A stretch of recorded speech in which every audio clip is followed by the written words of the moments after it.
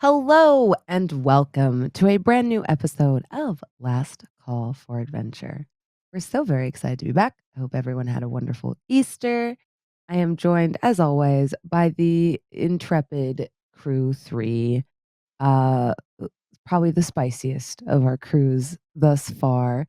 Let's go around the table and meet them, as well as their characters. Take it away, Burke.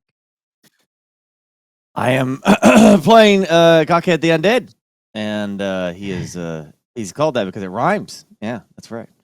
He's great. Little hobgoblin. He's got an issue, skin condition. Has likes gold, likes that a lot. Any kind of money he can get his hands on. Very grubby about that. And I'm looking forward to tonight's episode. Well, today's episode. I guess it's not technically night. But it's gonna be fun. I don't know how things are gonna go. I'm sure it's all gonna work out just fine. I almost love it more if you don't explain that he has a skin condition. You just leave it as he has an issue. I love that. He's got a condition. Little mystery. He's got a condition. He's got a serious medical issue. Yeah, true. It's falling apart just a little bit. Max? You know not what powers you trifle with. Oh, no. Silly skin condition having coquette. Once more the blibble. Was that Alan Rickman? And who knows what it is? Everything just blurs at some point. It sounded like Alan Rickman to me. Well, because it was the part where Palpatine is transitioning from being Emperor Palp, and remember he's like seducing Anakin, and eventually he just gets unhinged, and he's literally going like, "Once more." I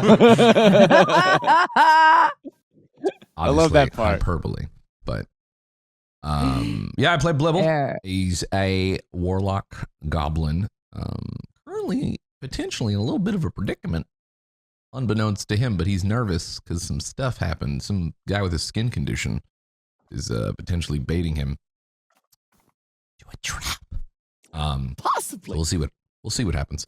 But yeah, I play Blibble. He's a goblin. He's level 5. I don't think he's 6. I popped up my chat over here. Level 5. And we'll see what happens. It's gonna be good. Or bad, either way. One of your party members is trying to kill you. That is a real thing that's happening.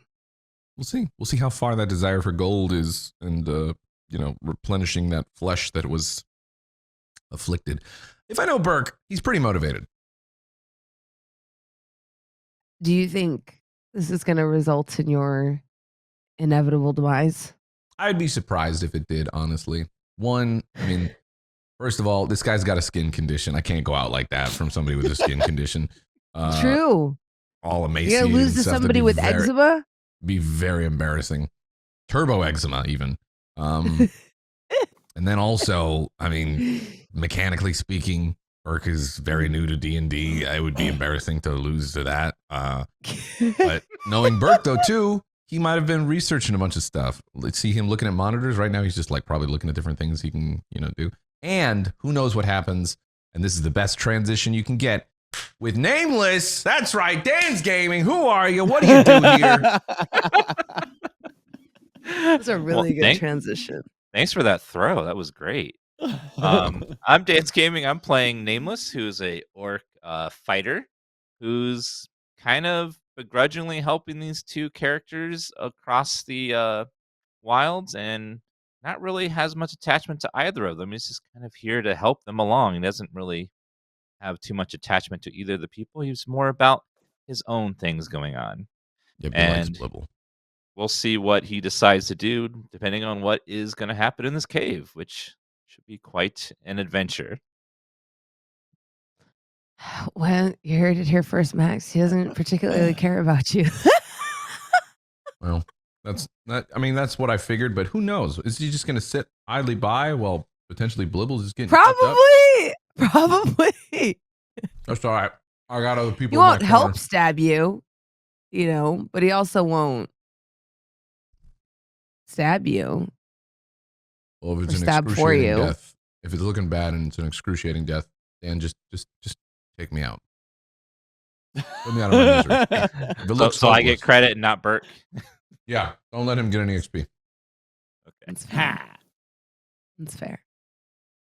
All right. So where we last found our players, they had ventured into a rocky area of the map known as Ronia's Teeth. This area in between the naturally formed spires and mountains and foothills of the impending mountains, I should say, also has funeral cairns dotting the area. Here they unceremoniously rose from the dead a former member of one of the guilds, a Bertha Betsington. And then, with, I guess, great disappointment, realized she would not go back to dying after her resurrection. She informed them that there is a spirit that dwells here in this hallowed ground, and that the spirit had actually dispatched of her entire adventuring party. In the last episode, our own crew encountered what had become of that adventuring party, where they had become these creatures with large, gaping maws and a desire for nothing other than the consumption of human life.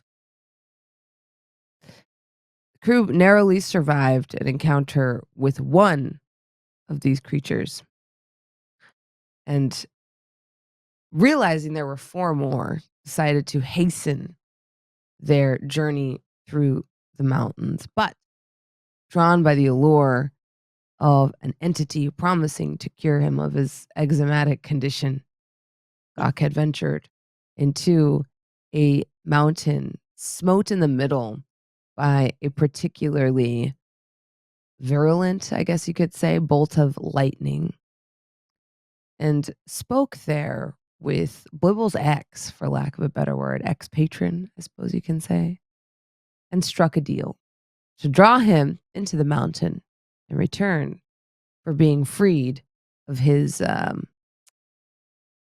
his situation, I suppose you can say. Blibble not follow him into the mountain, though. And that is actually where we currently find Blibble. Where we find Blibble sitting outside. The air around you is cold. Your breath is kind of rattling in your chest.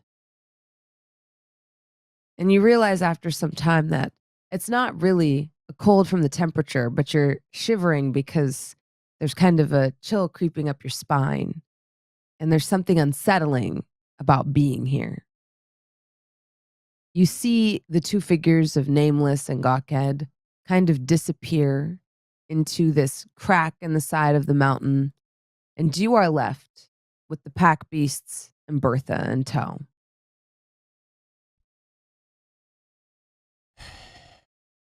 I don't think that's a good idea. Neither do I. I don't even know why the fuck we're here. This is stupid. You feel that? Place is Gold- it's not right. Gold is no good if you die for it. That's what I was trying to say this whole time.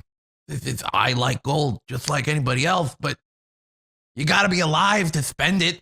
Unless Gokhead's got like some sad story about his family or something. I don't know. I think it's sad enough with the whole. Maybe it.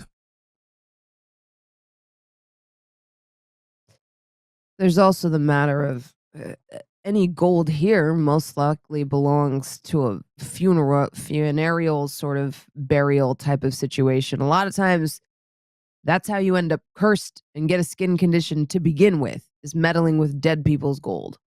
Probably how he got it in the first place. You know, he doesn't learn. I don't want to assume, but it's hard not to. Yeah. Probably why he's like so eager to go in there because maybe he's already cursed. Gonna take Nameless, and Nameless is gonna come out looking like, like he's been picked at by dogs or something, and he's been on the ground like a half alive corpse. She gets up and like reholsters her axes, which you noticed were like in her hand at the ready. And she says to you, I'm gonna climb and try to get a vantage. If something comes for us, which I'm getting this weird feelings, sort of the hair on the back of my neck is rising. I'd like to just see it coming. Yeah, that's probably a good idea. I feel that too. It's just the hairs are on edge. I don't like it. I don't like waiting around here. But I suppose No. this is better than being in there. I don't know why the hell they went in there. All right, I'm gonna try to survey the area. And she climbs towards a vantage point. Meanwhile, Gawkhead Nameless, you re-enter this strange sort of, I guess, like cavern that you're in. And Nameless, you see what Gawkhead had perceived before. The searing temperature of whatever lightning bolt had struck this mountain has left the inside almost like glass. The floor and the walls around you are smooth and cast long reflections, kind of distorting your face. And as you go in, it's a good thing that you can see in the dark, for it gets pitch dark rather quickly. With your sort of black and white night vision kicking in, you can still discern the shapes around you, but you don't immediately see any sort of riches or treasures, um, the likes of which Gawkhead had pointed out with the ring. Um, the cavern looks like it's been uninhabited probably since its inception. You see some evidence of maybe animals dwelling here at some time, but they're old pieces of evidence. And when you like kind of perceive with your other senses, you just smell like a staleness and stillness to the air, as though nothing has dwelt here for some time. But then, after a few moments, you see it, a glint deeper into the network of passages in front of you.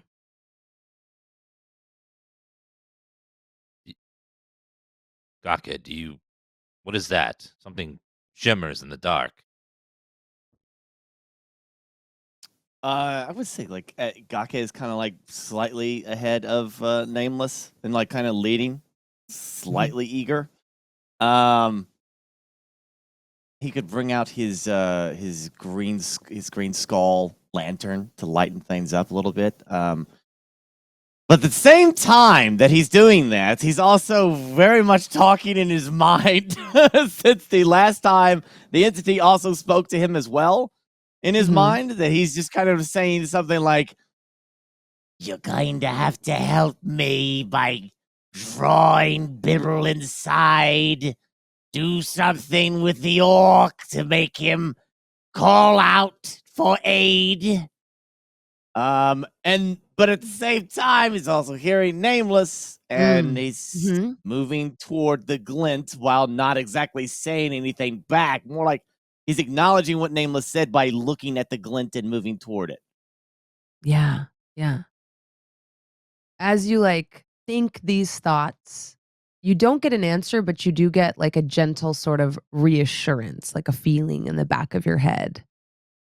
And the glint becomes more clear to you since you're slightly ahead. You see a shimmer of gold, dulled by the passage of time, but gold nonetheless. See, I told you. There's plenty of gold here for all of us.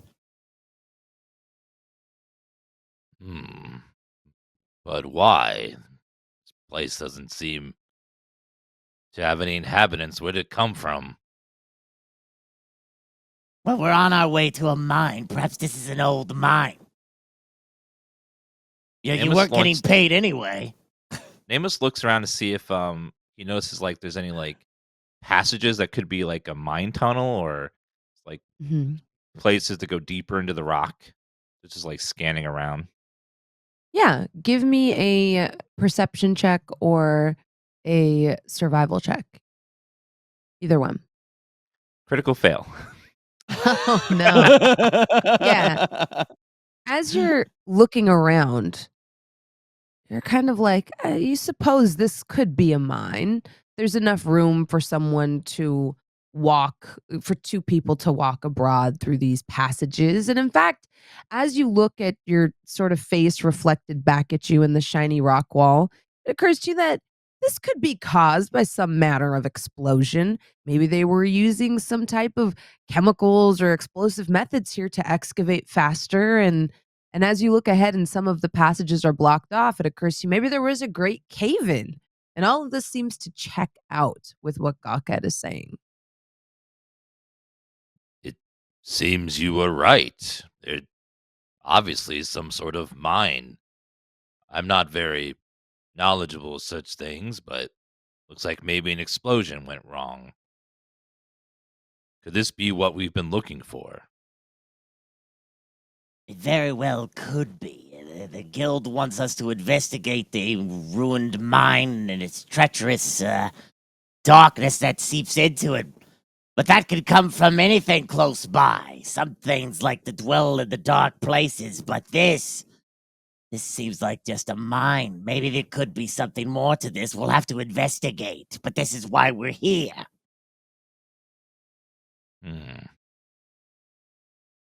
Well, perhaps you should check out the gold. You're already cursed. Couldn't hurt.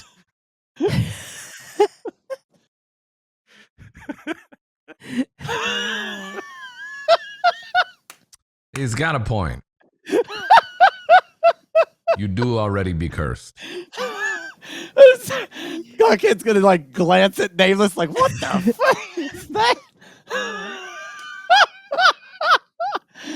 But he was gonna I do mean- that When you're anyway, so cursed, what's one or two more curses? You he know? had no intention to let Nameless go first and when it comes to this gold. So yeah, he's all about that anyway. So he doesn't really take Mhm. offense. So yeah, Gawked is moving over to the gold and kind of kneels down and takes his scaly little fingers and touches it and starts to examine. Starting to already think about how he's gonna get that loose so he can take it with him. Yeah, give me an investigation check. All righty. Investigation.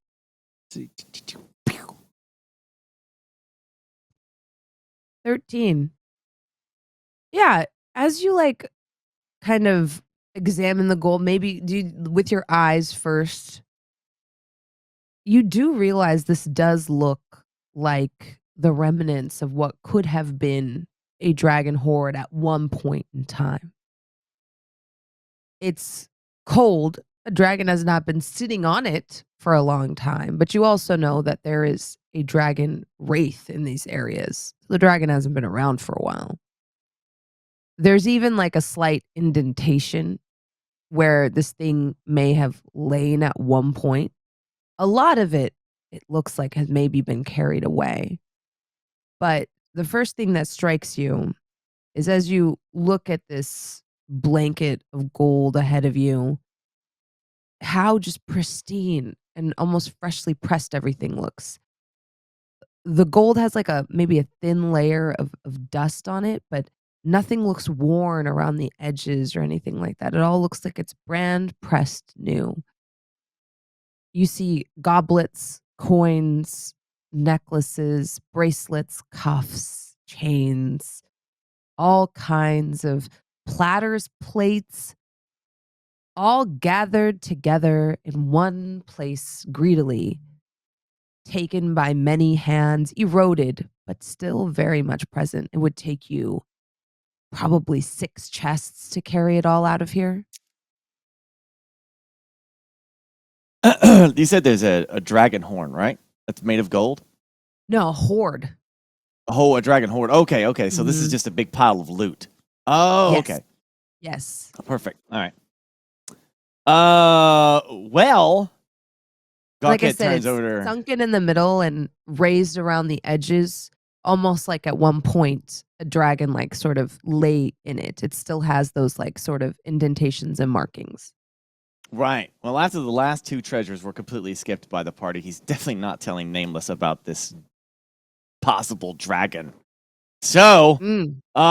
he kind of just looks over at Nameless and smiles And says, "You want to get paid now?" as Gawkhead reaches out and starts taking some treasure and starts putting it inside his little satchel that he carries his stuff in. Mhm. I now see why you city folk like this. It's very pretty. It sparkles. I like that. Not to mention, not getting paid kind of sucks, doesn't it? So have at it, friend. Huh? Have some of the treasure. I don't see any danger here, so perhaps Blibble should come in and help us take some of this.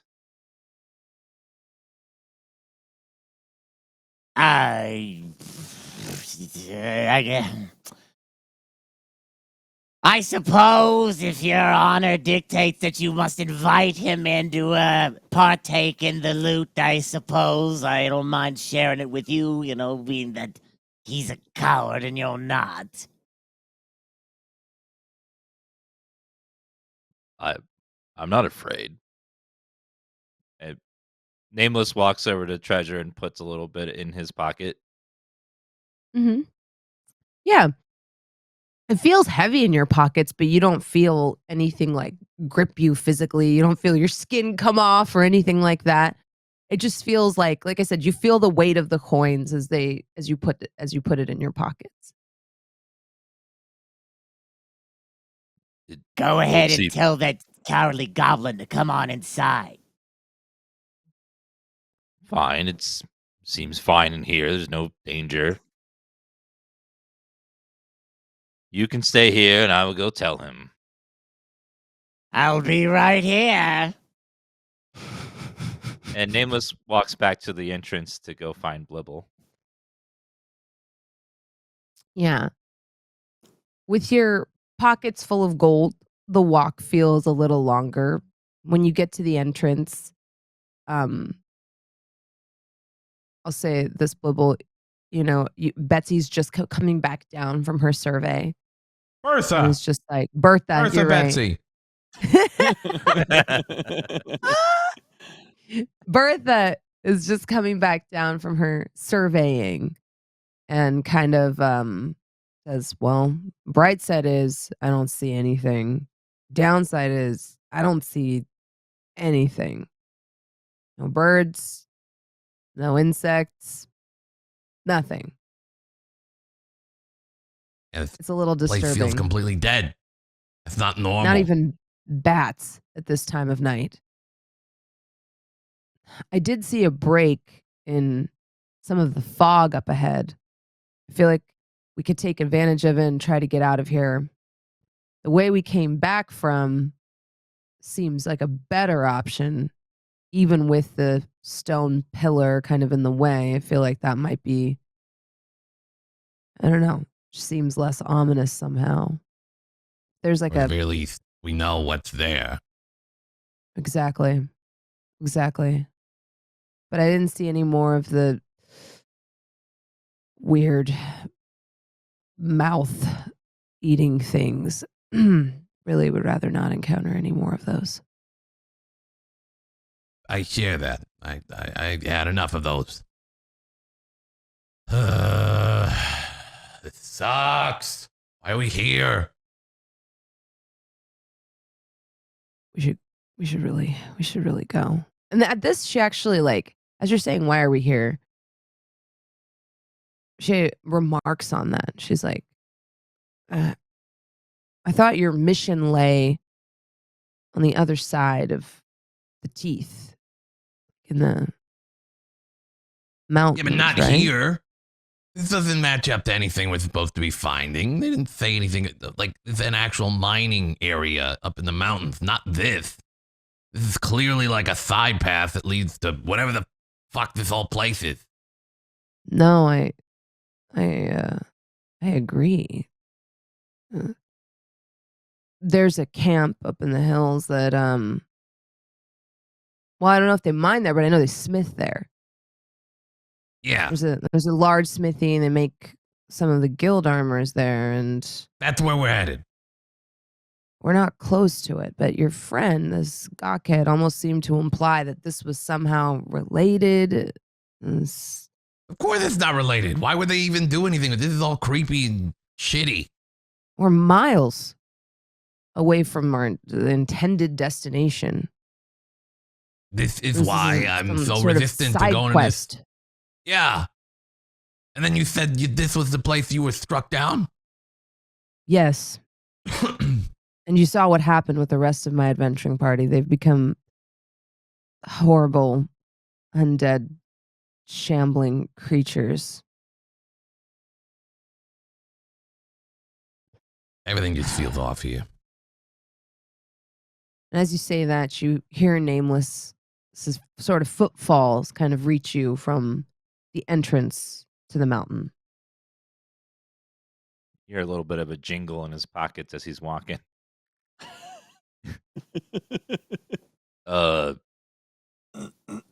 I did scouting inside. It just seems like an empty cave. There's no inhabitants at all. No creatures, no people, no signs of people. But we did find, I pull out a few coins, gold in there. I don't know where it came from, but it's looks abandoned for quite some time. Could possibly be that this is an abandoned mine or a mine that went wrong. I saw signs of collapse, probably explosions of chemicals. I seems safe, but I didn't see anything untoward in there. You think this is a mine? Let me look at that. Could be. Takes a look at like the gold that you have in your hand. I roll. Yeah, I gave you a investigate. few pieces of it. What do you want me to roll? Investigation? Investigation or arcana, depending on like how you're examining it. If you're looking at it like physically, Yeah. or if you're looking at it like from a magic point of view. Probably Arcana, because it feels weird that there's just this.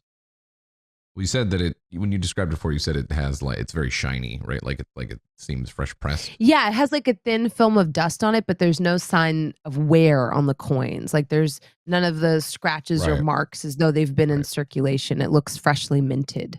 Given that, I'm gonna do Arcana. 16. 16.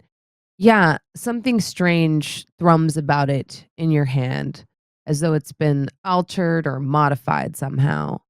And more importantly, as you're kind of like looking at it, it confirms something you feel in your mind as you compare two coins against each other, that these have been made with magic. In fact, as you look at the coins, you realize yeah, with the 16 on Arcana, dragons collect their wealth from all manner of place, but these coins have come, at least the two you're holding, from the exact same place. And they haven't been in circulation in any sort of municipality you're aware of. You've never seen coinage like this. They look like they're fresh pressed out of a factory. This registers as strange to you, and as you're holding them, you feel like the aftertaste, almost like a metallic aftertaste of like transmutation magics. The coins are real. They have been conjured. And you said this is from inside there. Where did you find them, and what did they look like? There's a great pile of them in the back. Looks like gathered by someone greedy or something. But no signs of whatever it was remains.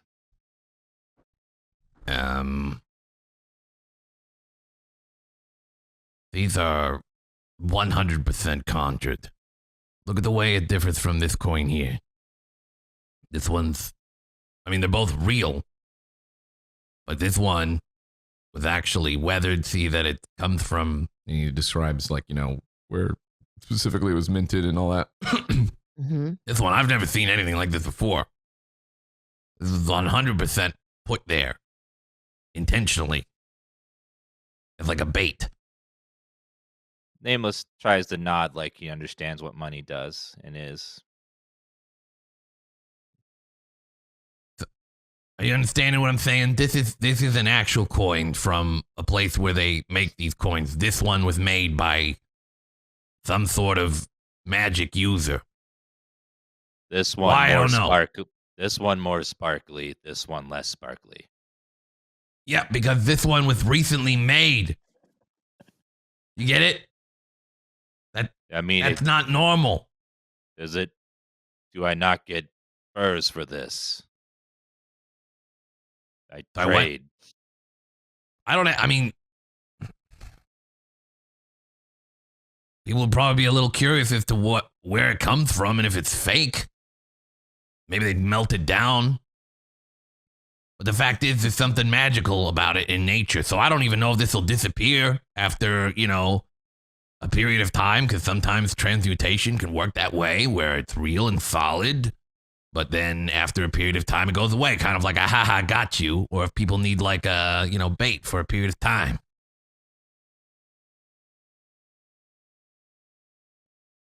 Is this registering at all in your head? It's fucking bait. It's weird. So, a magic Not banker, natural. Magic banker made the money in the cave. Oh, God, Bertha, help me out with this. Yeah. She is like kind of thinking to herself, and then for a moment trying to think of like how to explain this.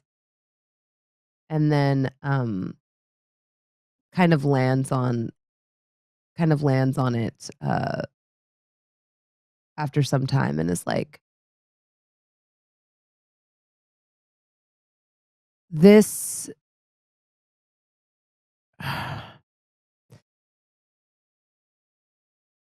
this is showing someone the dagger in your hand so they don't see the one in your back.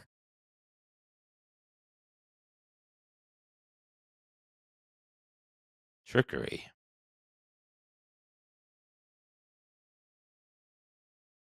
It would appear so from Libble's knowledge of such things.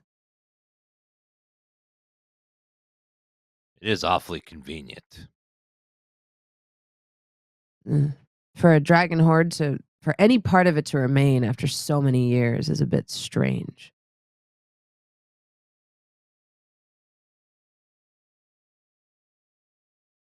Hmm. I think we should retrieve Gawked and leave and rid ourselves of this bounty. And she kind of like gently like brushes the coins out of your hand, Blibble, and like onto the floor. It's like someone could be tracking it. It might be hard to remove him. He has a look in his eye at the gold that I wish someone would look at me like someday. Yeah, it's probably. Wait. Are you okay, Nameless? What was that last bit? Nothing. Okay. You got your beef, you'll find.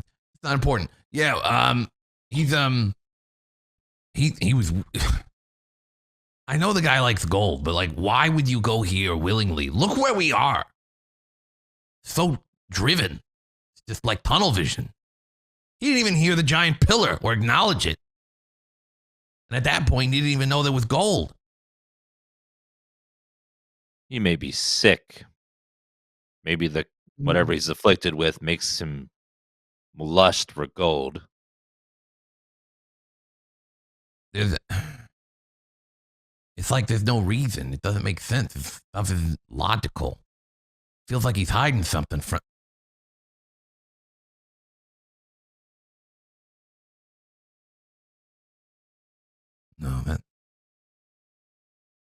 No. It doesn't make sense.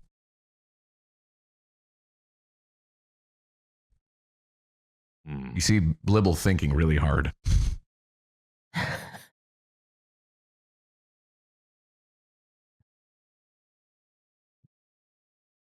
What would you like to do? Shall we leave or investigate the cave? Leave him I wanna here, get drag him outta here. away. We already know that she died in this cave. That there was some sort of dragon. Now maybe a spectral dragon. We don't know if it was felled or not, or if it'll come back. This clearly is fake gold in the sense that it was conjured as bait. I mean, I'm not good at mathematics, but 1 and 1 is looking like 2 here.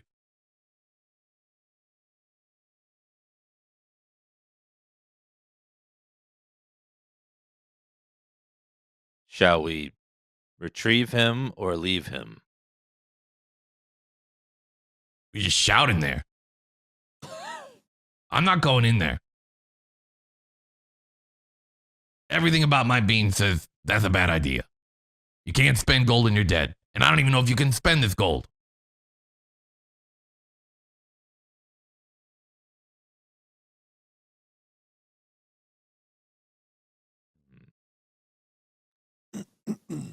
Well, Fine, I'll say it. Cockhead! We're not coming in! It's fake gold! It's conjured! Fucking weird, dude!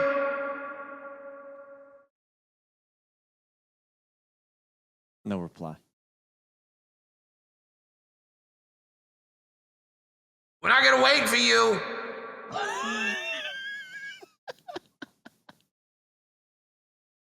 Come on!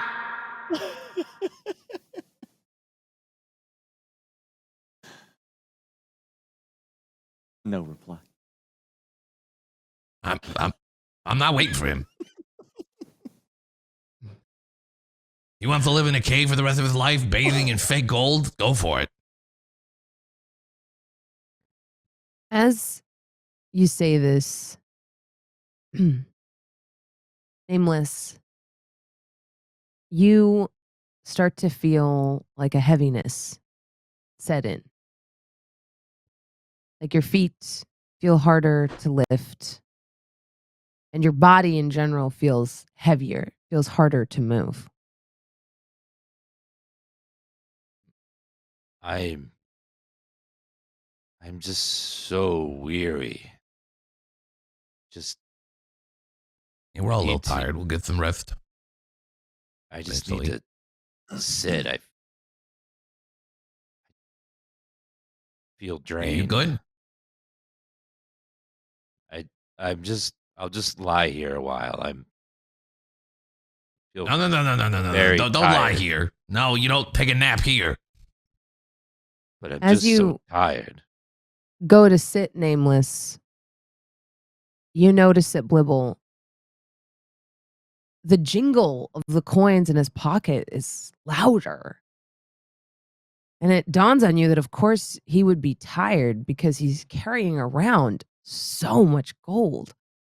Nameless, as you go to sit down, you feel like your muscles and your legs kind of groan under the sheer weight. You only took 2 handfuls, but now it's starting to feel like you took 2 buckets. It's, gold is so heavy. Oh my god! It's just I reach in my How much pocket. gold did you take? I reach in my pocket and start pulling out the handfuls of the gold and throwing it on the ground. It just feels so It doesn't heavy and stop. weighing me down. Coming. In fact, the more you pull, it starts spilling out of your pockets, but the weight is not reduced. See, I fucking told you. Look it. Where's all this coming from? Nameless, take your pants off. There's really good interest rates right now. Yeah, you keep pulling out handfuls and it just keeps coming and coming. And in fact, it starts to pour out of your pockets and then it starts to pour out of your boots. There's so much gold everywhere. Take your pants and your boots off. Nameless starts to undress and get out of the clothes that has the gold in it. Yeah. As you like try to fumble to take your pants off, the gold starts coming out of other places. It starts coming out of, the space between your shirt and your neck. It starts coming out of your ears. It starts coming out of like behind your neck. Like everywhere you look, it's coming out of the sleeves of your shirt. Just like waves of gold that keep come crashing to the ground. Well, you hear it echoing off of the walls around you. This clink, clink, clink, clink, clink, clink, like a Vegas machine. But it almost seems to be, the sound seems to be like resounding and bouncing around this canyon that you're in. And you see Bertha get nervous and say, "This is not good. This is not good at all." Yeah, no, I agree. This is fucked. Shit. Little's kind of thinking if there's anything he can do.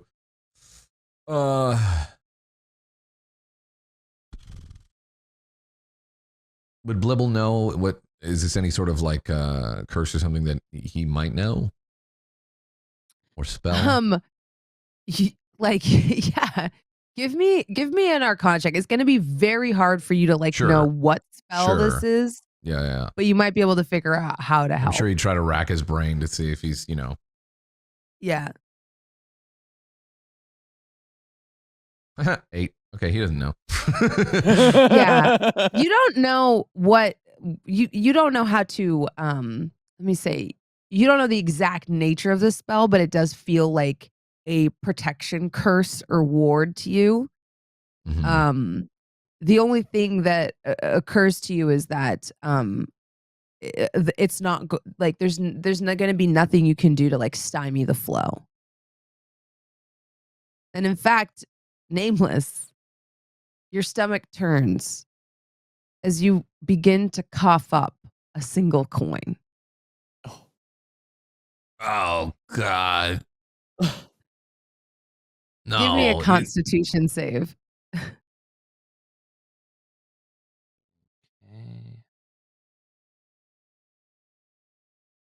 17. 17, yeah. Yeah, you don't take any damage, but you start to cough up coins at regular intervals. And your pants, as they lay on the floor, still have gold spilling from the pockets. Is there no way to stop this? Cockhead, the gold is cursed. It's multiplying. Nameless is fucked. Get out here.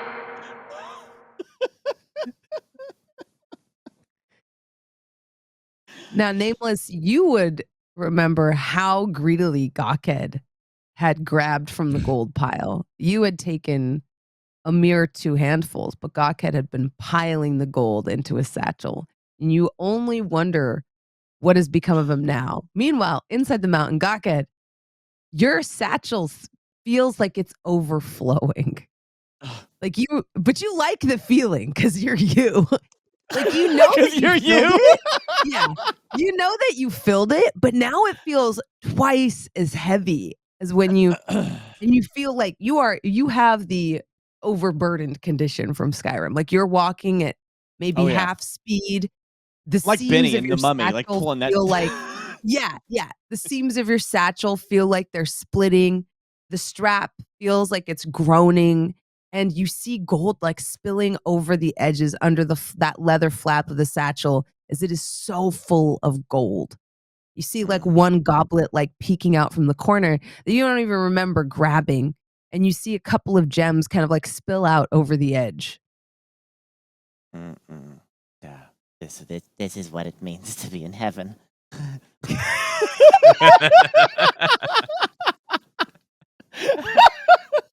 You start pulling gold from pockets that you didn't even remember putting gold in.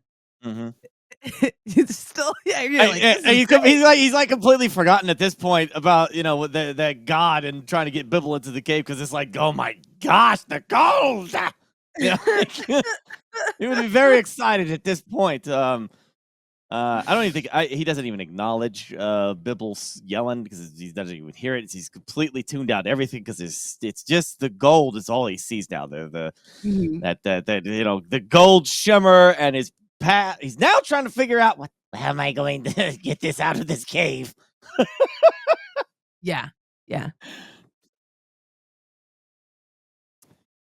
Well, you're shouting into a cave and you occasionally maybe hear like a maniacal giggle or a clink of coins of just happiness noises, but you don't hear like a proper answer back.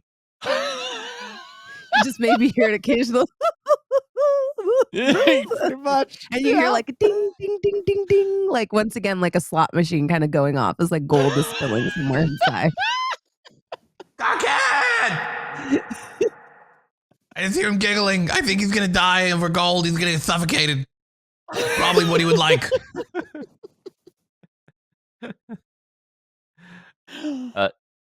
Nameless reaches into his pockets where he put the original coins and try to find those in the pockets beneath all the coins that are spilling out to try to throw them back in the cave. He's just frantically grabbing coins and throwing them back in the cave, hoping to break the Yeah. curse or lift it. Yeah. I- As you're reaching for the coins, like they're pouring out so quickly you can't get to the original ones at this point. And as you throw them into the cave and they hit the ground, you notice that like their luster is greatly dimmed as they hit the ground. They're no longer as like shiny. And in fact, like as it keeps spilling out of just like everywhere, you like feel like you never want to see this beautiful shiny thing again. Like the thing that once enchanted you is now just like it's blurring your vision. You see it everywhere. The moonlight is reflecting off of it, and all you can hear is the ringing of coins in your ears. This like clink upon metal upon metal. I would also say that Gawkhead is now actively screaming back for somebody to come help him. Help!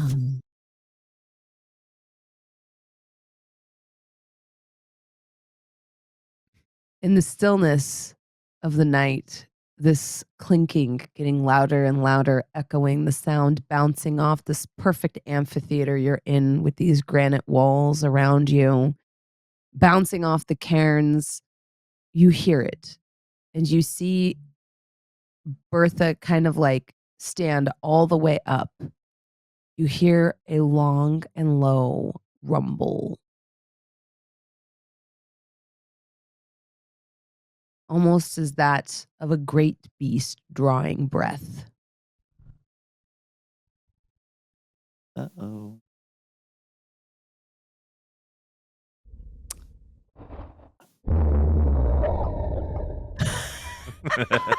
It's much better than anything I could have conjured. Thank you. Thank you. We try. Yeah. Shit. What Still- direction does still it come focus from? on Like that. how far away? It comes from where Bertha was saying the fog was a little bit clearer ahead of you.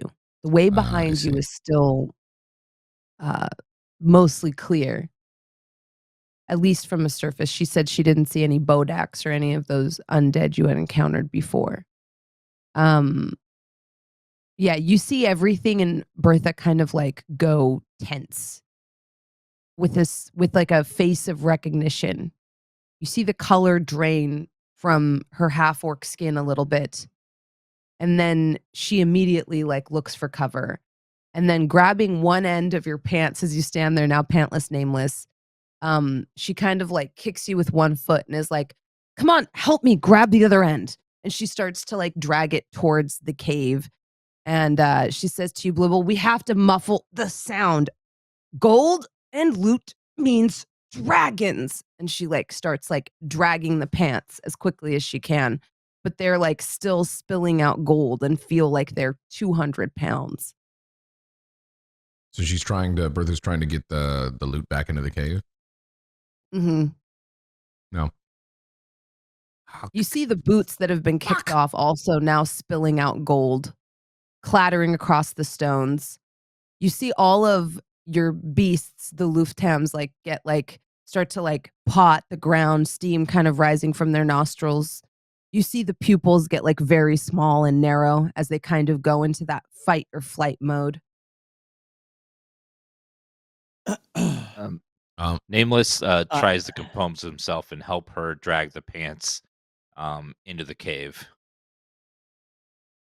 Give me a strength saving throw as the two of you are do so with advantage as the two of you are kind of straining your orcish muscles, dragging these pants behind you. 16? Yeah, it's enough. Like I said, it's only 200 pounds. For someone like Blibble, this would be very difficult. But for the two of you, you're able to drag it up the sort of passage into the mountains. Gold is still spilling. You see one coin kind of go on its edge and roll past your feet, Bibble. These boots, they're still separate and making noise. Yes. Mm-hmm. The two boots are sitting there now also overflowing with gold. And the occasional coin still pops out of Nameless's ear. Occasionally he coughs one up.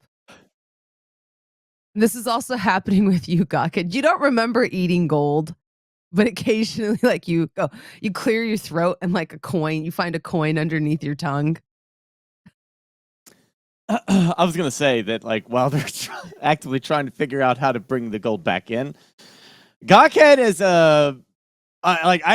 maybe he might have realized that the pack might be too heavy now to lift for it on his own, but he wants to get them to help him, so he's brought the gold that he has with him outside with him now.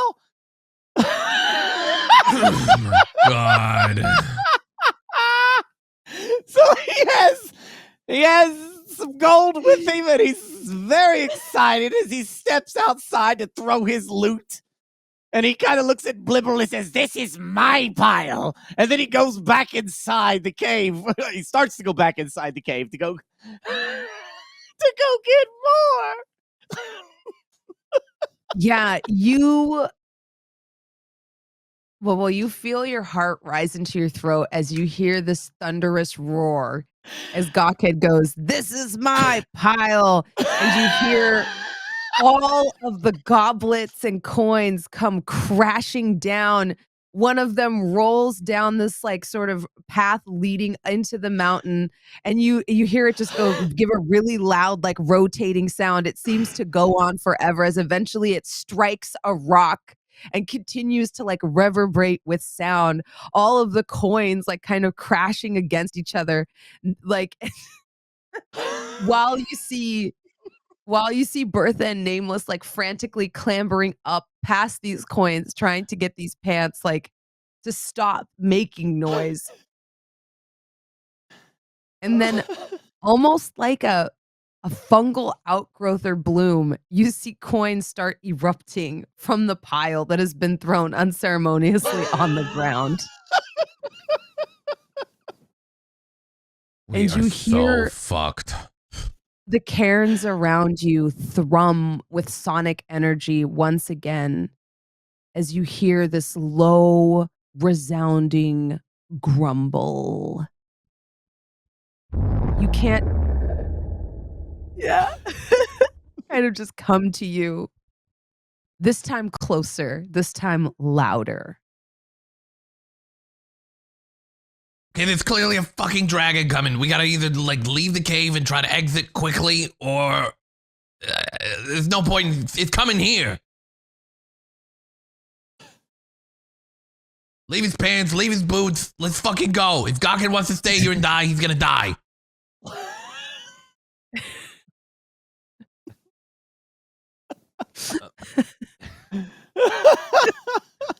Let's fucking go. We don't have time. I'm just imagining Nameless in his underwear, just running. with gold coming out of everywhere. I'm cursed. I would just make noise. Save yourself. I've doomed myself already. Take her with you. Maybe the curse is only localized here if you get far enough away from it. Fuck. Take my beast and go. I did this to myself. Once again, I brought shame to me and others. No, you were tricked. There's something else going on here. It's fucking Goghead. It's not your fault.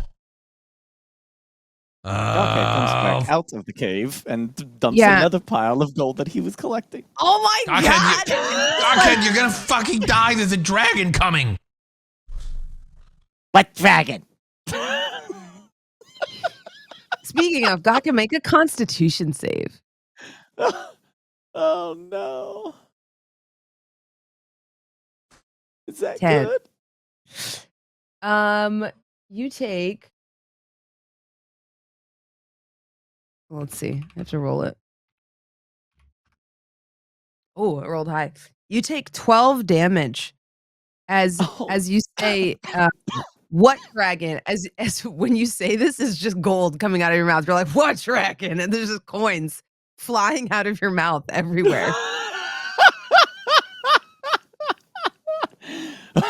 It's like a drunk person like talking and vomiting a little bit, except it's just gold coins. I seem to have developed a new condition.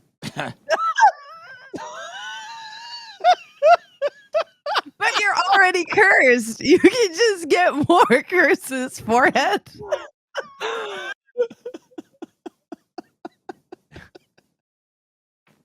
Well, we have two options. We either race here or flee. No, what I love about this whole thing as a DM, I just have to fucking say this, is you're like, do something to the half orc so that he calls for help.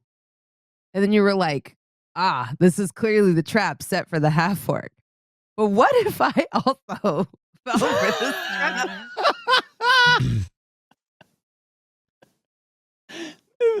It was gold, though. Of all the things that the god could have picked, it had to be gold. In my head, I was like, how is he going to get Nameless to take this gold without taking it himself? And I was like, nope, he's going to take it too.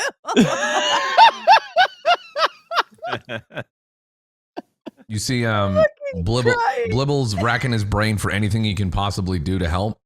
And then he's like, finally, he says, like, Nameless, just stay still for a second. And he tries to remember, and he's thinking. And he casts out Veil of Dusk upon Nameless, which, I'll put here.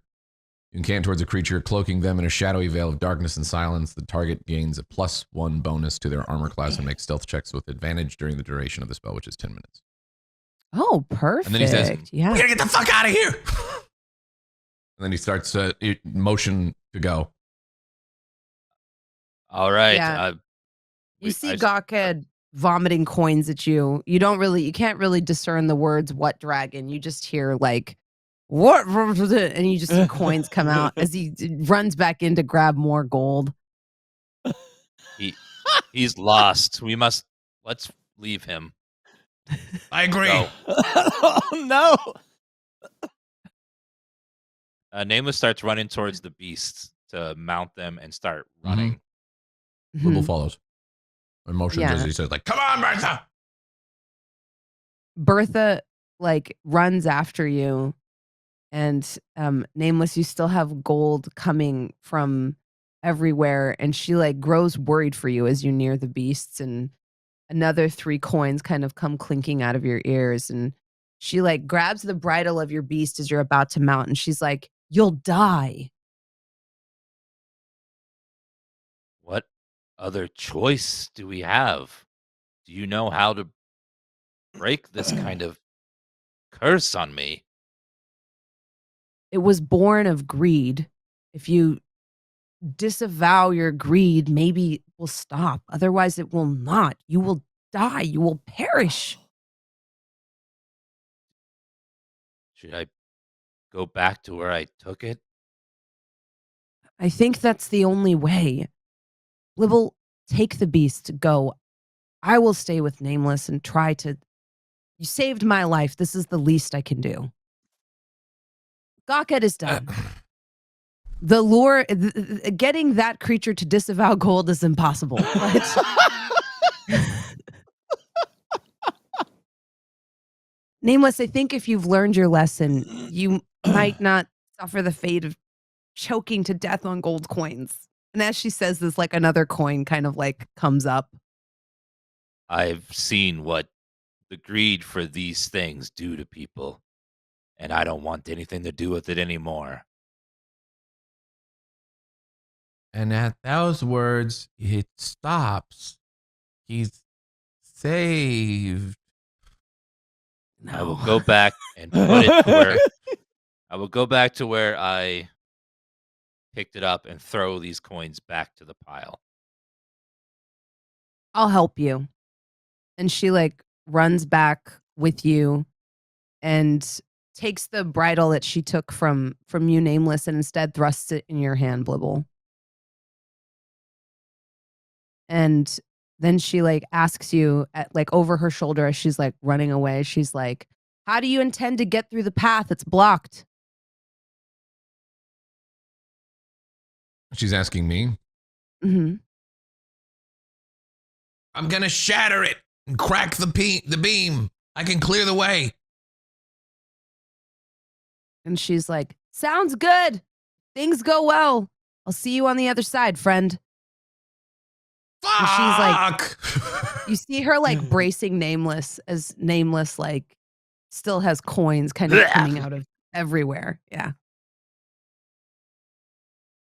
Yeah, I guess I guess Nameless Blibble oh, go ahead. runs into the cave with her to go back to the source. You grab the pants again and start dragging them up this like into the cavern. And as you do, that low grumbling becomes louder and louder and louder. And then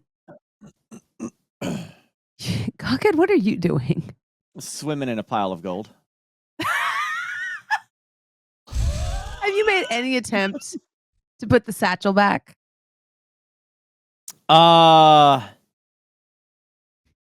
Nameless will have to say something because right now he's just like, how am I He's gonna Scrooge get, how am I McDuck getting all over this here in gold? the swimming pool. Yeah, he's just like he thinks he's like hit the jackpot and his gold is just gonna constantly produce, and if he can figure out a way to get that, then he's a billionaire in D&D world. Right now he's just so obsessed, right? I think he realizes that something ain't right about it, you know. Yeah, no, I think the 12 damage, like the psychic damage and physical damage you take from retching up coins. I think at that point you're like, oh, that doesn't feel good. Yeah, he's definitely thinking like, which speaking of which, I should probably cast Healing Word on myself as a spell. Yeah, and you do that by clicking it, right? Mm-hmm. Yeah. Let's see, Healing Word, boop. It's a level 1. So you rolled a 1 on the D4, so you heal for 5. Oh, okay. No worries. Right, a little bit of health. Just a little bit. Was I at 21? Yeah, so that'd be 26. Okay. But no, he's once they come in, like they can, we'll see what they say to Gawkhead as he's contemplating what is happening. There's obviously some damage being done. He's coughing up some coins and he's looking at all this stuff. And then he kind of says in his mind to the entity, Can you make this stop? You just hear can you fix me with this? And can you do something to get that gobbo in here? You've done your job. He's alone. That's really what I needed. Okay, then. Skin?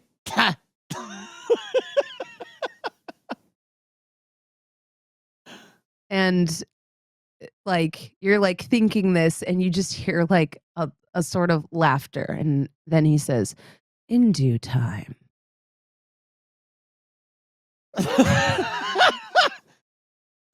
This is something Blipple is well acquainted with. Oh, This that dude pisses him loves off. twisting the dagger a little bit. Yeah. Oh, that just pisses him off. No, so that Nameless, right, you're it's- moving at half speed now. Gawkid, you're also moving at half speed now as you have this like affliction of greed. You are also unable to take reactions because like your pockets are just like overflowing with gold. You feel so heavy as you're moving. And then you hear it, the low rumble, closer than ever. And then you see it, a shadow behind you in the mouth of this entrance to the mountain. Long, horned. Then you see a figure of a kobold wielding a horn. And as it blows into this horn again, you hear that low rumble mimicking that of a dragon. And then you. Yeah. And then you hear skittering around you and behind the small kobold as you realize you've been surrounded. Roll for initiative. oh my, oh gosh. The delayed Is reaction. this Blibble or is it me and Nameless? It's you and Nameless, yeah. Because it's like they're Oh, they're shit. drawn by the sound of like clinking coins. It was a trick.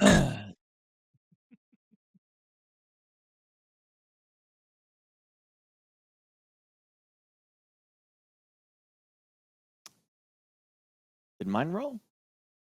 You wanted to send the result of this roll to the turn tracker, but no valid token was selected. You gotta Ah, select you it. have to click on your token and then do it. Yeah.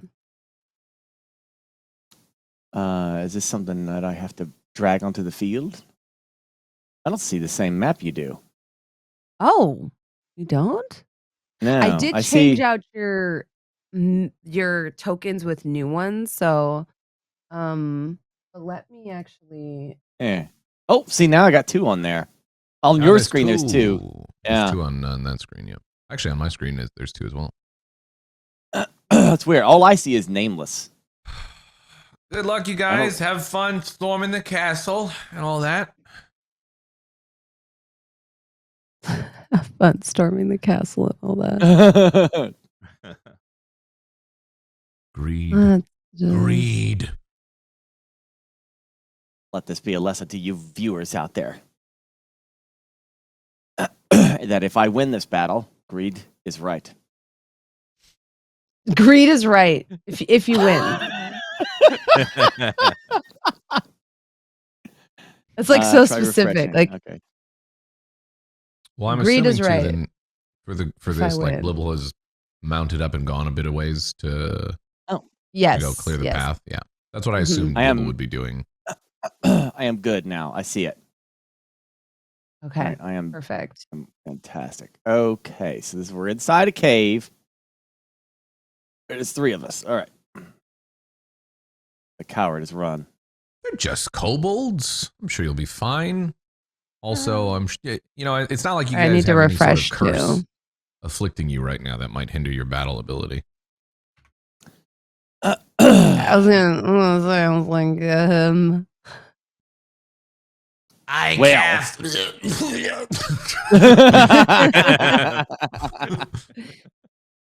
the longer you're Uh, afflicted, or actually, I should say, the more con saves you fail, the more conditions can develop, and verbal spells can become a problem. But boy. you're also like on this map. Did that work?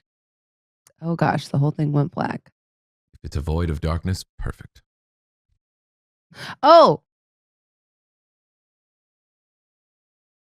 Aha! Okay, I see. Okay, it's the fog of war. Ah. Perfect. Yeah, it's the fog of war. Neat. Which I'm always really bad at messing with. And then we've got our player characters who've just... Did that work? There we go. That time it did. All right.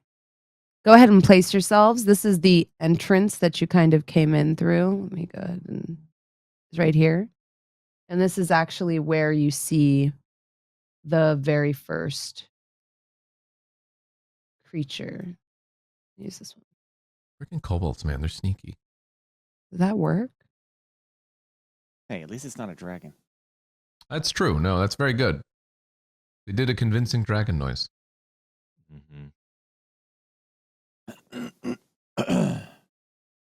I'm like afraid to keep dragging and dropping this from my library because I feel like eventually what's going to happen is they're all going to populate at once and then I'm going to have like 16 of them. Oh dear. Well, if you need extra time, it is almost break time. So Yeah, I do need extra time. It's like not working for some reason. And with that I'm like said, I have the tokens here, but like they're not like dragging and dropping like they normally do. So I'm gonna refresh and try to figure that out. But yes, that's perfect. That's perfect, Max. With that, we will be right back from this break. Get some water, stretch, use the facilities, maybe get a snack, do what you need to. When we come back, we're gonna get into some juicy combat. See you in a bit. Yeah. Hello and welcome back. Our characters find themselves in a intense battle. I'm still so like tickled by how this has played out thus far. Two of you are afflicted with what do we call this? Greed. Yeah, some Evilness. kind of a horrible curse that maybe some of you don't find as unpleasant as others. An affliction of greed. You have coins coming everywhere that you can pull them from, and it's starting to weigh you down and slow you down. As this is happening and as Blibble is taking the pack animals to safety, you see a kobold kind of like give one long a toot on his horn, kind of sending a sound much like a dragon's growl, not roar, more like a rumble through the caves around you. And then you hear the skittering of multiple kobolds as they jump into action, eager to rob you, kill you, waylay you. You're not sure. The one that spots you gets to go first. Bronze. Yes. I believe that me and Nameless both need new abilities. New Throw abilities. coins. Throw coins. You know what? You know what? Yes, you can throw coins in an attempt to distract them. You'll just have to make like a distract check, probably like a performance check or persuasion check to see if it works. But we can go Final Fantasy. That or you could try to hit them with the coins. That is also... hit them. Hit them with the coins too. It'll be a cattail, right? It's something we can constantly use. Like, I'm throwing the coin at them. I found a goblet. Throw it. I would also argue though that there's Bertha. that I feel like Gawked would rather do anything other than throw these coins.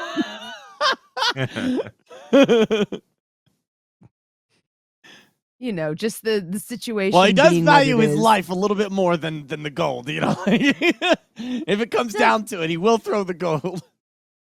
Does he? Fair. There's a part of me that's like, I don't know that he would. I don't know that he would. There's got to be a part of him that's like, no, I want the gold more. All right. Save it. We'll save the gold for emergency. From behind you, he's got the movement to do so. A kobold strides up. I think. Oh, you're in between spaces. That would be why I can't figure out where it goes. So is Blibble, where is Blibble, like that's the entrance of the cave there? Yeah, the entrance Okay. is where this first kobold with the horn is standing. And then yeah, Blibble's outside Blibble of the is not cave right there. now. Don't you worry. He's just there. I put him there so that way I could do the initiative in case I enter combat. Blibble is about, and feel free to weigh in on this, Max. In my mind, Blibble's about 30 feet away, far away enough that the kobolds didn't see you going in. You also, I will say, do not have a same target on your back, as there's not gold actively spilling out of your clothing, and they were making a lot more noise, so you're able to kind of. I guess the question is though, like, would Blibble? This determines whether or not Blibble actually continues leaving. If he's unaware of what's happening and he still thinks it's a dragon, you know, he's going to keep going to try to clear the path so they can have a quick escape from said dragon if they can. 30 you know. feet. You don't have line of sight to the kobold but you do hear like the rumble, but you don't see a dragon. And I think part of that might at least jog your curiosity to hear a dragon so close and yet not see it or feel the rumble, you know? Yeah. But just hear the growling. I think at that, as Blibble's going, he like pulls up on the reins for a second to like stop to listen after he's heard that last one because he didn't. And then we'll like probably look back to see. Yeah. Also, he's having a bit of a battle of consciousness or a conscience. Yeah. A battle of consciousness. He's passing out. Yeah, so he kind of goes over the shoulder like, what the fuck? I should, you know. Yeah. And at seeing that, he'll stop and then be like, fucking kobolds. And then go back to join the battle. Yeah. However long that takes, you know. Kobold, I think it'll just take one turn. You're unmounted, so your movement is ridiculous right now. The first kobold, yes, Kitty. Hi. It's the kobold. What you doing? You playing D&D? The first kobold strikes twice with its spear. This is where it's almost just easier to roll physical dice.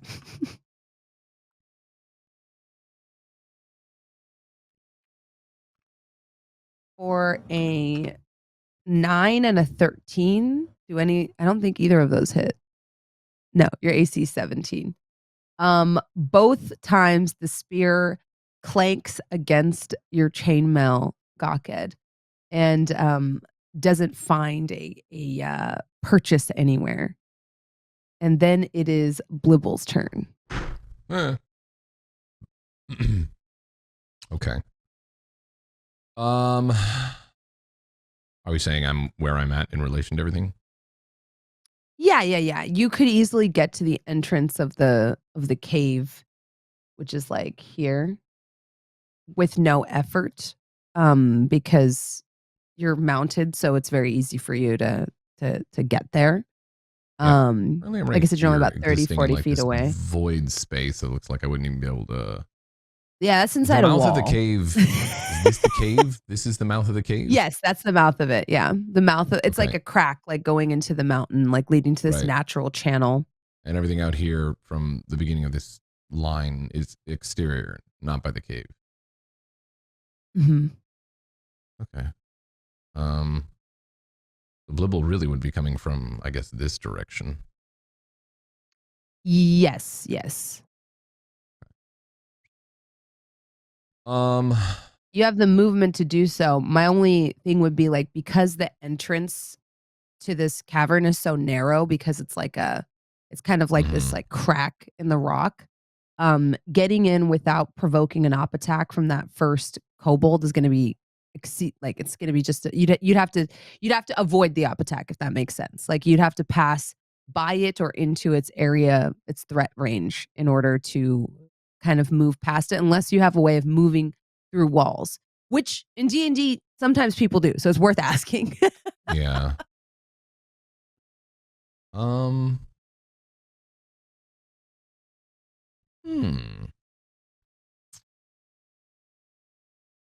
I might have a way of doing that, but also tactically doesn't really make sense to be like right next to the enemy and give them advantage to melee and stuff. So Blib would probably be right here. He's coming from this direction. What is this? Can he make out what this is? Obviously, it's a kobold, but Yes, yes. You can make out. Dun, dun, dun, that it is a group of kobolds. Oh shit! Fucking perfect. I love it. And I mean that because they're all clustered and it seems like a ripe target. Sorry for clicking the button, by the way. Sorry. No, you're fine. You're fine. Now everyone knows what Toll the Dead does.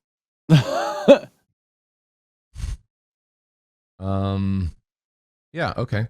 So that is surely within 16, yeah. Blibble will dismount and cast Shatter in this direction. Okay. Perfect. So Are you casting Shatter? what? Are you talking about? My cat is casting Shatter? I know. he just likes attention, so I just try to keep him involved. Yeah, Kitty wants to know what's going on. So it's each creature in a 10-foot radius. Yeah, they'd all get fucked. So you're centered on the point. The moment must make a Constitution. Yeah, let me hit Shatter real quick. That way we can see it. Oop. Yeah, so like right in the center of this, so they're all getting hit. That's perfect. That's amazing. Yep. Oh, let's not go on my desk, little boy. Constitution saving throw. A creature takes 3d8 thunder damage on a failed save, or half as much on a successful one. All right. Ha-boom. They have a -1 to this. So And I can cast it. What level can I cast it at max right now? I know it's different than what my actual level is. Is it 2 or 3 now? Well, 2 is the basic that it comes. You said cast it at max level. So. I was gonna say, for you, all your spell slots are the same level, are they not, as a warlock? So yeah, I would cast it at the highest level you can cast it at. Well, I mean, the drop down allows me to cast it at level 9, but that's not accurate. That's not accurate. No, I Right. think. Let me look here. That's a level 9. That's wild. That's why I asked. So I was like, well, if it limited me, it made sense. I think level 3. Your highest spell slot is level 3. Level 3 it is. Here we go. Bang. Wow. Oof. Oof. Oof. That's a little rough. So for a total of 10 damage, and I think it's a 10-foot radius sphere, and you centered it like to where I'm sure you could get all of them. That'd be silly not to. So we get 5 rolls. So that's 1 failure, Another 2 failures, a success, a failure, and a failure. So we'll just go in order. We'll say this one fails, this one fails, this one succeeds, this one fails, this one fails. And so all of those take 10 damage, or the one success is 5 damage. You're going to be very pleased with what I'm about to say. Fuck yeah, That let's do kills it. all of them. Ah! But you hear that in Blibble's voice. So it's, ah! Yeah. All of them are dispatched. Holy crap! He killed all in one shot. Yeah, they're And kobolds. you dared challenge me. Gawkhead might see that and have to rethink his entire plan here. Not only that, it's very, very loud. It's this loud fucking thunderous clap. Like, Yeah. And they're all dead. It reverberates through these like crystalline, like glassy surfaces around you, and it feels like your teeth kind of chatter in your skull for a moment. And then you see a mass of kobolds not far from where you are. Nameless, you can probably see them. Gog, it's probably a little harder from where you're standing at. Kind of fall to the ground dead as Blibble casts the spell, coming in through the entrance with ease. It's a hell of an entrance. Yeah. I get to cast again?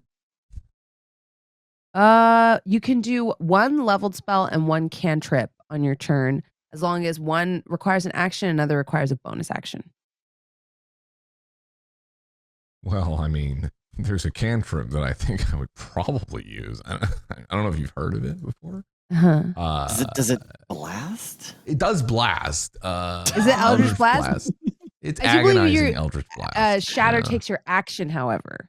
So, because it has to be a bonus action. So, like, you could do Eldritch Blast and Hex in the same turn, but you can't do 2 spells requiring actions in the same turn. Right. Well, okay. So the one that's in the sightline where Blibble's currently at, I guess I could hex that once for the future Eldritch Blasts that can take place. No, because that's 2 leveled spells. Your leveled spell. Right, it's a hex. It's a hex. Okay. So then Yeah, in it's a this hex. instance, I suppose Blibble will he hasn't moved. No. Okay. Blibble's gonna move over here. That's the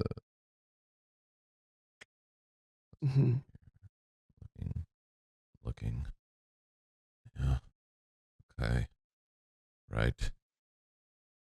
Gonna go right there and attempt to hide, Perfect. which I can do because that is a bonus, right? Yes, make a stealth check.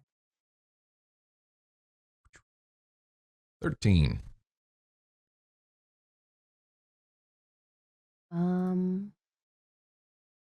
Okay. So you move away and you attempt to hide. As you move away, with your passive perception of 9, you do not see Where the heck did that guy come from? this dude behind you who's going to try to make an op attack as you flee. Mm-hmm. Oh, shit. Oh no. Can you not? How the fuck did he even get there? He was there the whole time. You just Okay. didn't see him because you have a passive perception of 9, which is not that great. All right. Oh, It's a no. little GM tomfoolery. Little GM tomfoolery. We understand. So that'll Is- be, let's see. It's, since it's a nat 20, 10 piercing damage with a spear, a glancing blow as you move past. How dare you hit Blibble? He doesn't get hit. I was gonna say, I was like, Blibble took it. Blibble took damage. Okay. It's not the first time. It's the second time, actually. Then it is the horn bearer's turn. You see, he uses his bonus action to toot on his horn yet again, and you hear more skittering in the halls around you as you hear the sound of like sort of dragon-like feet and claws, but in much smaller form. Moving. Not that sound. moving on all fours around you. And you hear it, yeah, get him, yeah. As you That's hear them, these kobolds like the kind of jazzy skittering. nature of it. Yeah. Mhm. Yeah.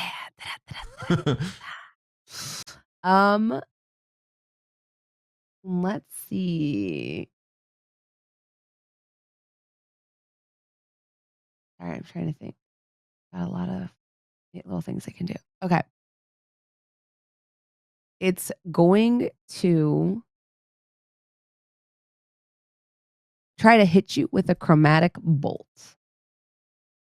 Nameless, since you're directly in front of it. Mm-hmm. It gets to do this twice for an 18 and a 12. One hit, one miss. One hit, one miss. Because wait, do you get a bonus from your armor? No, it's just heavy armor is just a Okay. flat number. I was gonna say you to take your pants and your boots off, but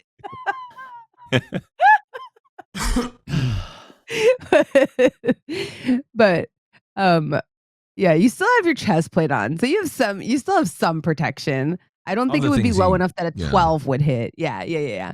Like if anything, maybe you're at like a 14 instead of a 16 because you're no longer wearing pants or boots, but you still got your breastplate on. You still have some clothing on. The 18 will hit. And it's going to choose a type. I'm going to say it does lightning. So this is 2d6 plus 2.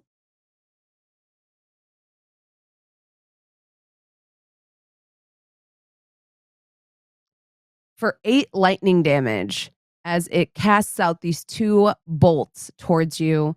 One of them you are able to almost like channel into your weapon and like brush aside. The second one jolts your body as you're racked with like these lightning energies. And then from somewhere deeper in the caverns, you hear the sound of multiple kobold feet moving, Blibble. It sounds pretty similar to, the skittering clump that you had heard before, but they're not in quite your range yet. They're further down. They're a bit Oh, from further that down in the direction? tunnel. Yeah, it's from this direction, if you can see that. Oh yeah, you can. Yeah. I At the can see very darkness, edge. but yeah. Right, because you're kind of like you have like your line of sight is blocked by these like these tunnels that you're in, but you hear them on the other side of a channel that's like off to your right. Mm. They're not here yet. Gawkid, it's your turn. Okay, so I guess I might try let's see. So 3d10, is that like 3 dice for 10? Yes, that's 3 10-sided dice. Mm-hmm. Okay.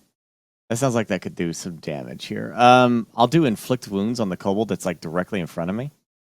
Yeah, go for it. Yeah, so I guess I'll just boop. Perfect. So a 21 definitely hits. Go ahead and roll your damage. And what spell are you casting this at? Or what level are you casting this at? Let's see. I think I could cast it at. I think I'm level. What level am I? I'm level 4. 4. So I can hit it at level 4, right? Your spell slots No. are oftentimes a different level than what you are. Let's go ahead and take a look. It's a weird, slightly confusing Your highest system. level spell slot is level 2. 2. Okay. You only Yeah. have 3 of those. Level 1, you have 4 of. I'll do So level it's 2 up since to he's like you. right there in front of me. Yeah. Yeah, So they go can for it. get rid of him. All right. Boop. Oof. So that's a total of math. 36 damage? Am I crazy? No, 26 damage. I'm crazy. I know. I definitely had a moment where I was like, that's too much. Yeah. As like this necromantic energy kind of courses through your body and you channel it into this decisive blow against this kobold. You see its veins blacken for a moment. You see its flesh splinter and split, and it looks grievously wounded, but it's still on its feet. Oh dear. Mm-hmm. Would you like to do anything with your bonus action? I think I'll use Toll of the Dead. If I can. That requires an action. Okay. Mm-hmm. If you have any spells that are bonus actions that are cantrips, you could use one, which I don't think. Toll of the Dead is a cantrip. Right, but its casting time is an action. Sorry, it's very confusing. So on your turn, you I have see one an action. Okay. Yeah, you have an action, you have a bonus action, and then you have your movement. Now for spellcasters, it gets even more complicated than that because you can use your action and your bonus action to cast spells, so long as one is a cantrip and one is a leveled spell. So for example, you could do Toll the Dead and I think Healing Word, because I believe Healing Word is a bonus action. So you could do those on the same turn, but you couldn't do 2 actions or 2 leveled spells. Okay, I will use Healing Word on myself then. You It's can't because one it's 2 bonus leveled action? spells. Oh gosh, dang it. Ah! Sorry, All right, look, you my jumped brain is into not the gonna deep understand. end. You jumped into the deep end by like playing a spellcaster on your first time. Also, On your I will first time tell in you D&D. this. Mr. Black, you have 26 of 39 HP. I would not be casting Healing Word on yourself. You're wasting spell slots. You could use those better, advantage to bring up you or others. Well, not you, but others when they're at the brink of death. And spell slots are limited, so when you run out of them, you can't cast spells anymore. Got you. All right. Well, all right. I hurt the hell out of the kobold in front of me, but it's still alive. You did. You did. So what are my But it was options then? you can your options are was I was gonna say if you had an action you could disengage. Some characters can use a bonus action to disengage. For example, Blibble. Blibble can disengage on a bonus action. That's you can't. my jam, baby. So as your first time DM, I'm gonna be nice and say I don't recommend using your movement. You do have your movement left, but if you move, you will trigger what is called an attack of opportunity from this kobold in front of you since you are engaged with each other. So I mean it is a choice you could try. Your AC is pretty high, it might miss. But on the other hand, it might not, and it might get a free attack on you. So like I can't do any more attacks right now on this guy. I can't just like kick him. No. No. You cast throw up coin. It hits the kobold in the face and it goes. Ah. Well, I guess I'm done then. I was hoping that I'd kill that one kobold in this turn, but I You did some damage. there's nothing else I can do. To be clear, it is in 4th edition. You had this thing called it appears bloodied, where it's like, oh yeah, you've it's like close to death. I still kind of use that in 5th edition because I feel like if you were fighting, like in Monster Hunter, you can tell when you've dealt a good amount of damage to what you're fighting. I feel like this is common sense. I don't think you should have to roll any perception. Like you can see that the thing you're fighting is greatly weakened. So that you do have that information that this creature is barely standing. Like your blow almost killed it. And now it's just a matter of someone else coming in and kind of finishing the job. And I guess like you would also notice that this is a different, like the armor and the weaponry that this kobold is carrying is different than the minions that Blibble dispatched earlier, which were a lot softer, squishier, smaller, and were kind of dealt with very quickly. All right. Stupendously, you might even say. Heroically. Stupendously. They were shattered to pieces. Cockhead's gonna look at Nameless and be like, look, get this one. Yeah. It is then this kobold's turn. Oh. Let's see. What's It actually, I was going to say. Is it just out of range, perhaps? Or is it just It is just out of range. It is just out of range. Okay. So here's what's going to happen. It's going to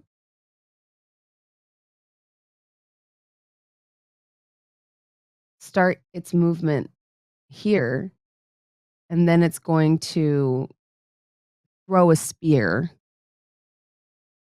at Nameless, since he Oh, shit. is within a clear shot.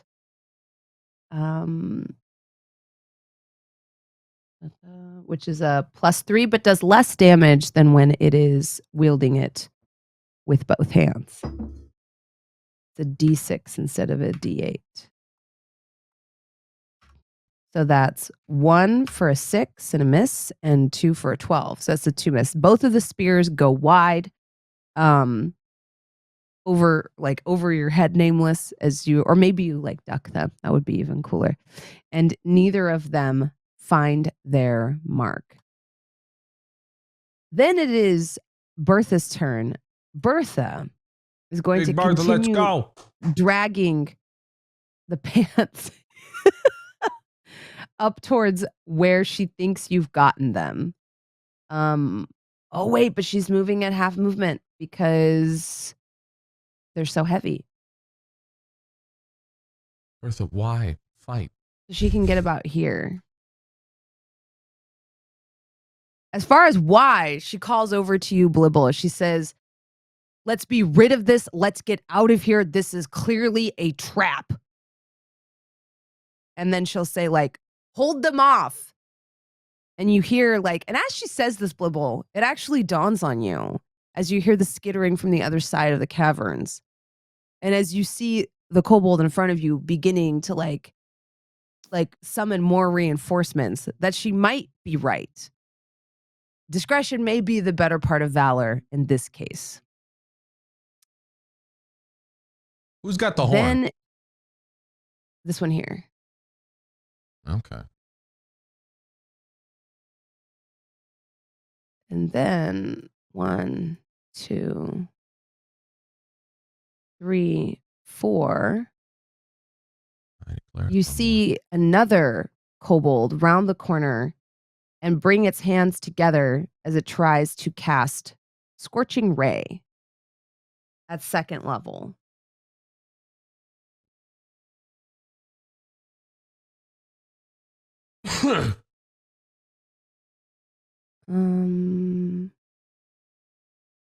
So it's 3 rays of fire, and I believe it's a +4 to hit. So an 18.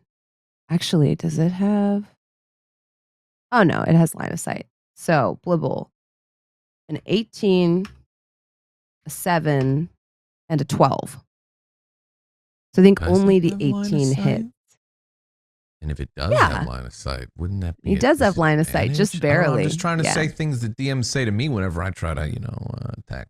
Stuff like that. I don't know, because I see that line intersecting with a little bit of the rock there, You take 6 fire damage as 2 of the scorching rays go wide, colliding with that little bit of rock jutting out in front of you. But the last one hits you square in the chest. How much fire damage? 6? 6. Mm-hmm. Nameless, it is your turn. Nameless will move up into this square and attack the kobold that just attacked Gawked. Perfect. What's Go that? ahead and roll to hit. I'll use my bonus I action hide to give some- myself Fighting Spirit to give myself advantage. Mm-hmm. 5 hit points. And then I will attack for 10. A 10 does not hit. Okay. It does hit Cockade. Well, that's it. Oh, do you only have 1 attack per action? Yeah, it's level 5 I get 2. I'm in Oh, danger. wow. Wait, I just realized you have a +6, so you rolled a 2 and a 4. Yeah. Not good. That is so unfortunate. That is so unfortunate. Yeah. The dice giveth and they taketh away. Oh, no. Yeah. You see, okay, yeah, this is what happens. as you're like, this one here, finish it, Gawkhead, you see Nameless come up and bring up that martial weapon, that great sword once more, and then thrown off by the weight of coins gushing from his armpits. His pockets are on the ground now, but every other place. And as he coughs up a few gold coins, you see the great sword strike the ground next to the kobold, missing its mark completely. Ah, damn it!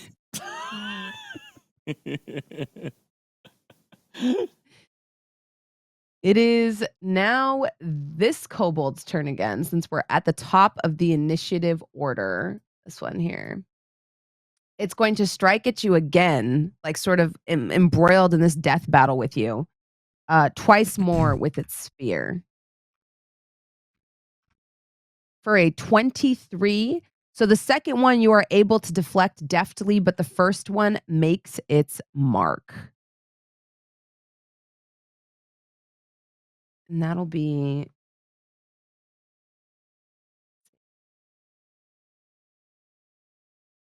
I'm just clicking up at this point.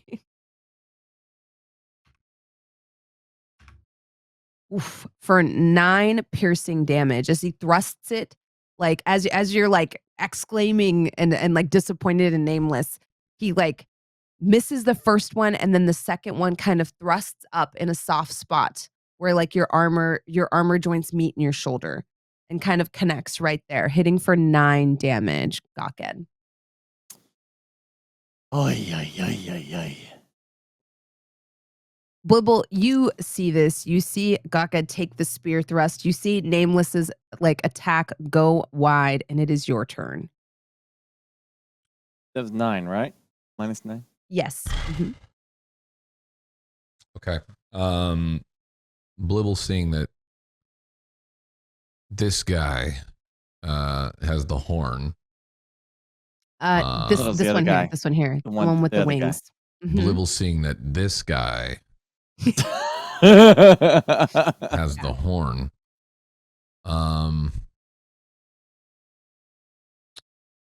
What is up in this direction? Is this more cave up here? What is it in this direction?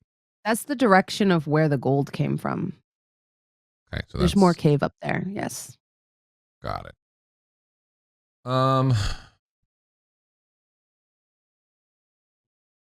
Okay, Blibble is going to move slightly right here. And he is going to cast Hex as well as Eldritch Blast on the horn bearer. Perfect. Haboom! 13. A 13.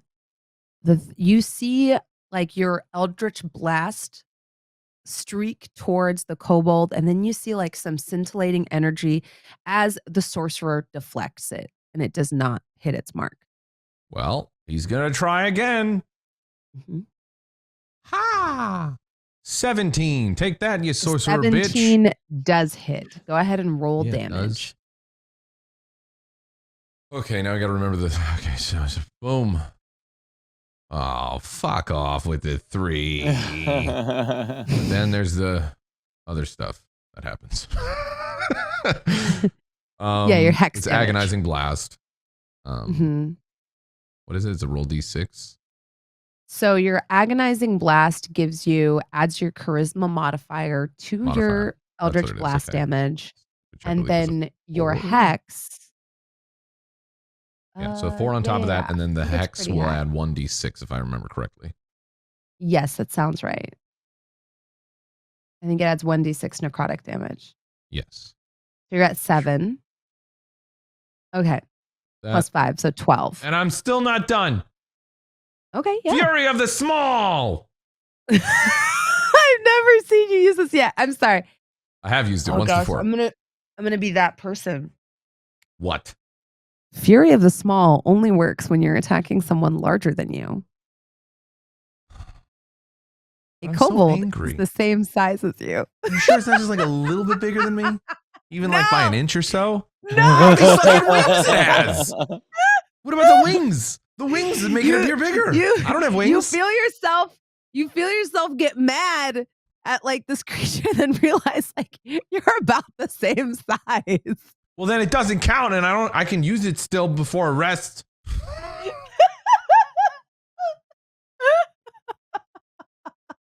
I love it. I love it.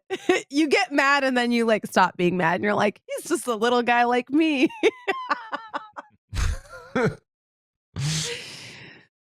Oh my gosh. Okay. It is then that kobold's turn. So it's 12 damage that we did. Some of it being necrotic. Yes, yes. Seeing that you're like attacking it and hearing it's going to use its bonus action to toot on the horn once again. And you hear more skittering from the tunnels behind you. It changes every time. And then it's going to attack. Yeah, seeing the spear like plunge into Gawked, it's going to attack Gawked because these do have pack tactics. So it has advantage on an attack roll. Wait. No, that just it has advantage on an attack roll if at least one of the kobold's allies is within 5 feet of the creature and the ally isn't incapacitated. So it's going how to many need to be around them, yeah. strike with its chromatic bolt again. You happy, Gawked? This is what happens. I'm being picked on. For 21 and then 22. Oh so both God. hit. And then it's going to strike out with that same like lightning damage from before. Which I believe is 2d6 plus 2. For a total of 17 lightning damage that comes streaking out towards you, Gawked.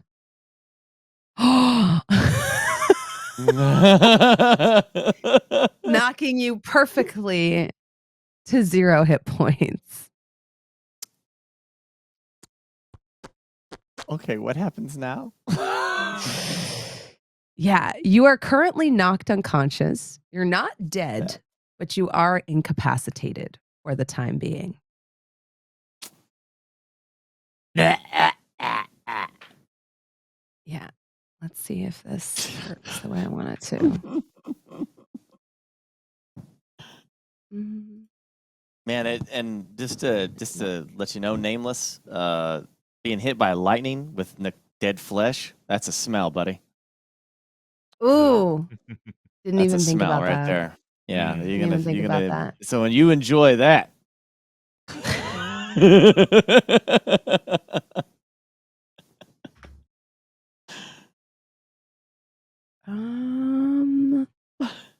I'm trying to do the math on where they would get to in this span of time.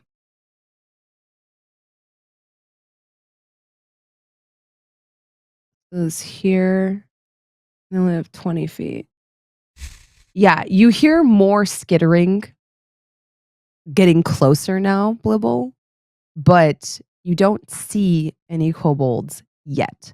But you hear the sound of multiple hands and feet clamoring against the glossy, smooth, glass-like stones coming from the tunnels ahead of you. Which direction, because it's a little confusing with the map right now, is like leaving? Leaving is It looks like this we're just, direction. okay. So the map just Deeper in is this direction and this direction. There's two ways in.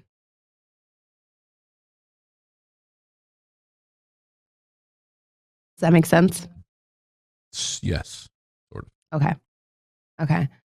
We're a little like zoomed in on the map now. I think if we zoom out just like a little bit, you might be able to like make better sense of it. Seems like just like walls. I know a lot of It times is you just gotta walls. use the map. You use the maps. Oh, okay. Oh. Yeah. You're like there's one entrance, one exit, and you came in through it. You snuck in are kind of slinked in through this corner here, this passage here where the hornblower was. And there's one entrance on this side. There might be another exit, but you can't see it from where you're at. Instead, around you, you see these claustrophobic, glassy walls that have almost been like smoothed by some great energy that has like struck this mountain. You can see reflections of yourself in the smooth black stone. Gawked and Nameless are a little more familiar with this space since they explored it earlier. but they're Nameless real and Gawked familiar. would know that if you come back, if you come back this way or in this direction, that's the direction of the hoard as it was originally. You know, there's a way back there. You didn't discover far enough to find an exit, but yeah.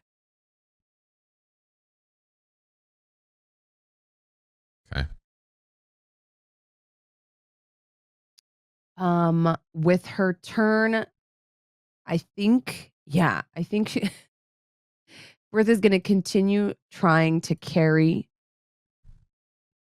the pants back to their point of origin, kind of discovering more of the cave as she does so.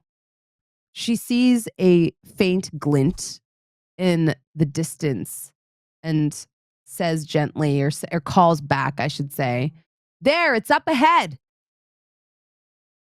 And then it is your turn, Gawked.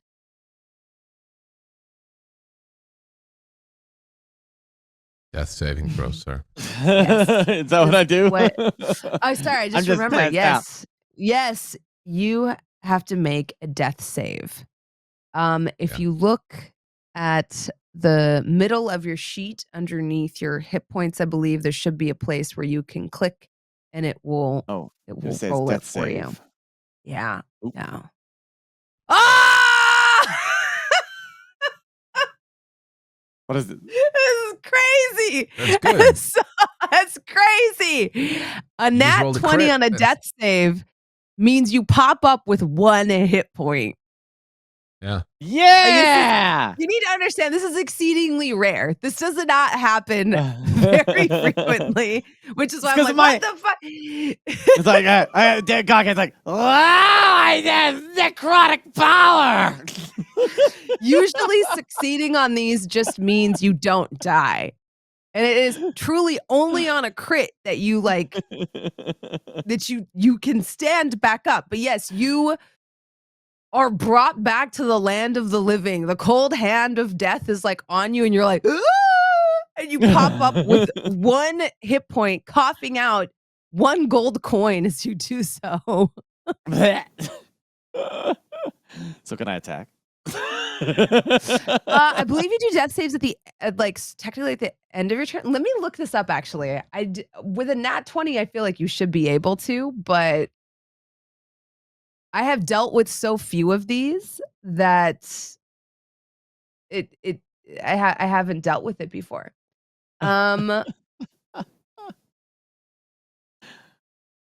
Okay. He's called Gawked the Undead. Yeah, that's true. That's true. Let me see here. I do know you do pop up with 1 HP. And I think it's a matter of like, do you make death saves at the beginning or end of your turn? Let's see here. Okay.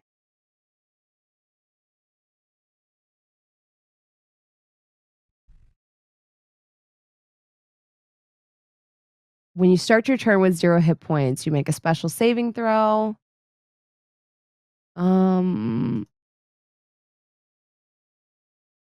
Sorry. Maybe if someone I believe that's his action. I was gonna say I think it's like the only action you can take on your turn. Historically, in Yeah. my head, I think it's literally if you pop up like that, that's your action. You popped up. You're back Yeah, in the game. yeah.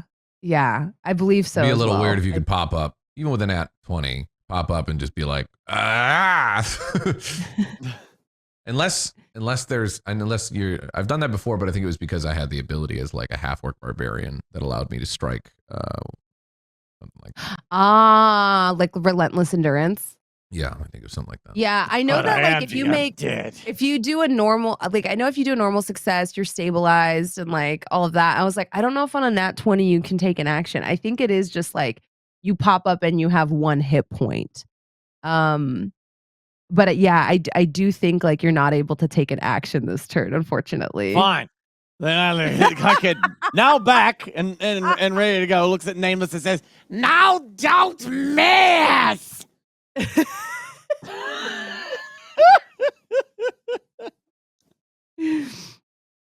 Oh my gosh. It is this one's turn. I think can it actually it can. It can finally reach Blibble. It's going to move up to Blibble and make 2 strikes with its spear. For a 6 and a 22. Hits once. The 22 hits for, okay, not horrible. 3 piercing damage as it's trying. And you notice actually now, Blibble, as it like tries to skewer you, it's almost trying to hold you in place for one of the sorcerers to deal this grievous blow. Seeing Gawked get racked by the lightning energy, you notice this like little blue kobold is like trying to like pin you down and almost like a conducting rod to help out its sorcerer friend. Who is up next? He's going to move here to Is give there another himself like this sorcerer? perfect line of sight. There's 2 of them. The ones with wings are sorcerers. The ones with the big swords are the beefier kobolds, and then the little clumps of the tiny ones are the ones that you were able to only this dispatch with guy- 1 shatter. Does this guy have a? Only he has the horn. Only one has the horn. Good. Yes. It's only this one that has the horn. God. Let's see. This one is going to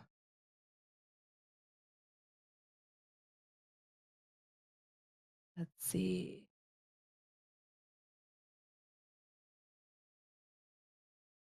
I think he's going to try to hit with Chromatic Bolt. He has advantage because of pack tactics.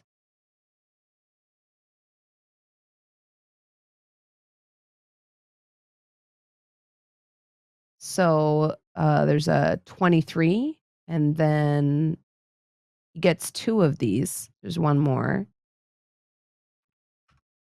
And This is 20. not looking great. I don't like this.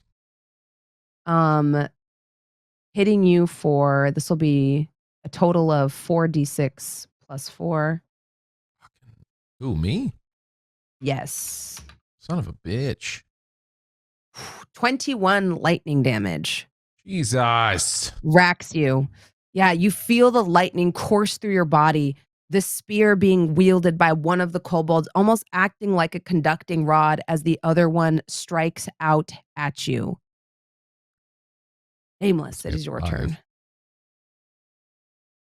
Might be time I to think leave. Nameless sees that the one with the horn is probably the leader and is going to make a beeline and take the attack of opportunity from the little kobold to run towards it. You're standing diagonal, so I don't usually do op attacks for those. Okay. You look very upset, Burke.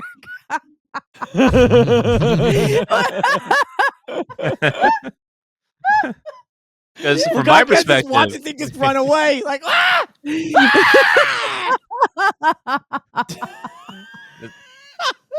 because Nameless isn't smart, but he's smart in battle. He knows that Yeah. kobolds are stupid, cowardly, Yeah. and if you take out the Yes. leader, they probably will scatter. So he thinks this Mhm. one's the leader, and he's gonna run and bonus action to get advantage on all attacks this round, and then Yes. 5 hit points, and then I'm going to swing twice using my action surge. Ooh, So all right. first one is 16. You strike down into the small horn-wielding creature 14 for slashing.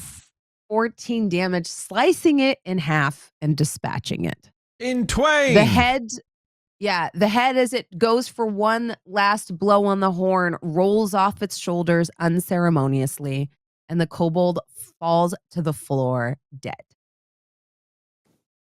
You hear.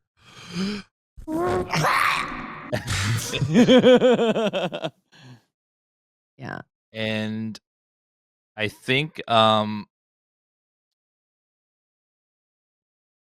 Nameless will use his I think to be like, now that I'm actually thinking about it, since your movement speed is halved because of all the gold, the second action would have been your movement. Because you can only move 30 feet. And so that's reduced to 15 because of the greed affliction. So it would have actually taken your second action to move that far. But you did kill the one. Unless you have another way to move. my orcs have a one called let's see, adrenaline rush, where I can use my dash action as a bonus action. Oh, Yeah. so then you do still have your action left. You have one action left. Mm-hmm. Okay, and then I think the action will be to smash the horn as an attempt to intimidate all the other kobolds. Okay, yeah. Roll for intimidation.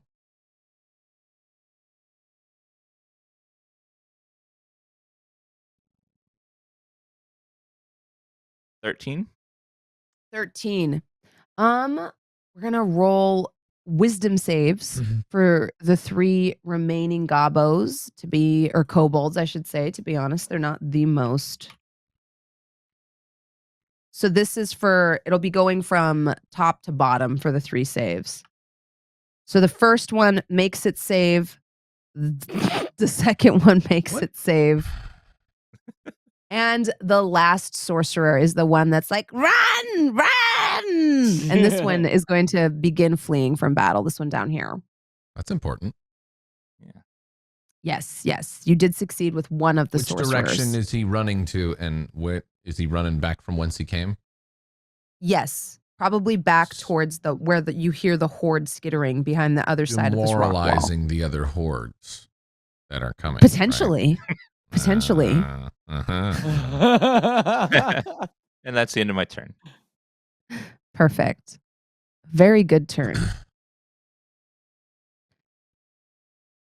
It is this kobold's turn. It's going to try to finish this battle with you, Gawkhead. All right, come on. Both of you down to a shred of your health. Both of you bloodied, necrotic flesh kind of flying everywhere. It strikes at you twice with its spear. My rolls are crazy. Jesus Christ. What's wrong with you? Yeah. Stop. He's Striking already you. dead.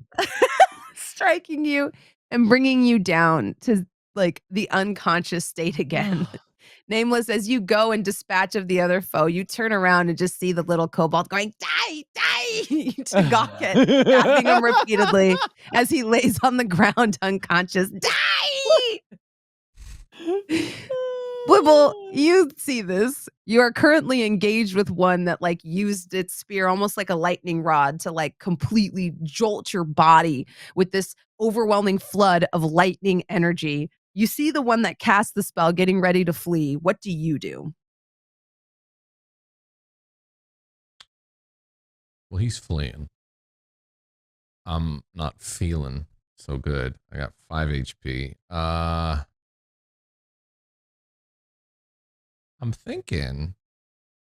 So over here, because it's not, we can't see much, but this would be like this is the way out, right? To leave. I'm sorry, could you ping that again? Over here, behind Yes. Nameless. Mm-hmm. Mm-hmm. How far that way can I go while still retaining vision on, I guess, at the very least, this guy? The map ends, you know what I mean? Yeah. How far can you go while still? because what I of wanna this do. dude's The reason why positioning, I'm- you can see yeah. him from the entrance too. Like Mhm. the only way Yeah, you I would want to leave thunder his tone step of away from vision. this if that's not going to invoke an attack of opportunity because it's a teleport. Yeah, I don't believe Thunderstep does. And its range is 90 feet. So the idea would be to thunder step away as far as possible while retaining at least some vision on this, whole scenario. At the very least, like Gawkhead, I guess, up here. Because this guy's going to be toast with a thunder step. I mean, let's be honest.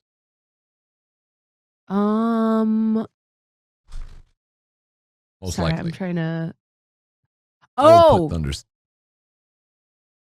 what? got you. That's what I'm trying Yeah. to do. So Thunder step away, so when kill this dude, and get to a place of kind of fleeing, but still able to survey.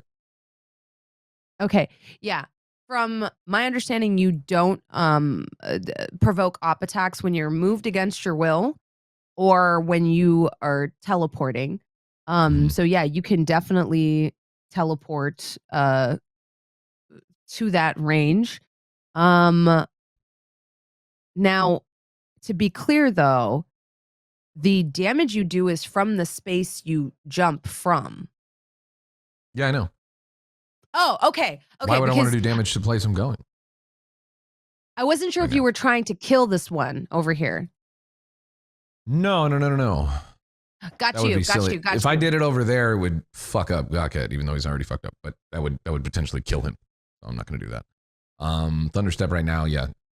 Okay. Get out perfect. Go of for it. dodge without invoking attack of opportunity. Get behind Nameless somewhere with like probably the furthest I could be.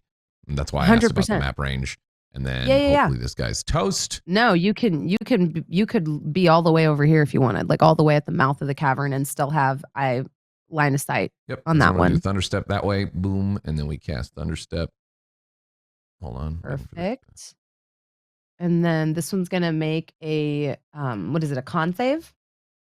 It is Constitution saving throw, or take 3d10 thunder damage.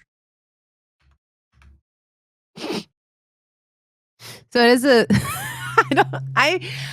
roll you 20 fucking is stop like broken your shit? today. It's an I don't 18 know, plus roll 2 for the 20. audio listeners. Let me also tell you some of the other rolls that they've done. It's a 14 plus 4. So for you got an 18, you got a 20, a dirty 20 there, a 111, and then a 19, and then a fucking nat 20, and then a 17. What's wrong with you? I You don't hacking, bro? know. I'm getting Bronze, you DM hacking? luck. I have no clue. The dice fall the way the dice fall, you know? So half as much. It's still going to of take half 3d10. damage. It's still going to take half damage. Yeah. Do not despair, young Blibble. It still will take half damage. Ah! Woo! Damn. Ooh. 13 26 damage. for a total of 13. You deal a hearty blow to this creature as you thunder step to safety, but it is still standing strong on its feet. It kind of like bares its teeth at you and thrusts its spear menacingly in your direction. What would you like to do with your bonus action? Well, Because first you of all, still I'd have your like to bonus describe action and your movement. the thunder step looks very cool, very DBZ. Yeah. The kobold's like menacingly looking at him like, I'm gonna kill you, and then Blibble like goes from like kind of what am I gonna do to like thinks for a second and then squints his eyes, and the kobold thinks it's looking at the kobold, but it's right past the kobold and focusing on where he's gonna thunder step to, and he raises his 2 fingers up kind of like to his temple, and then pulls it down as he goes and just teleports right past him and leaving behind this crackling thunder blast that goes. It's very cool. It reverberates throughout the entire cavern. All right. So I've done that.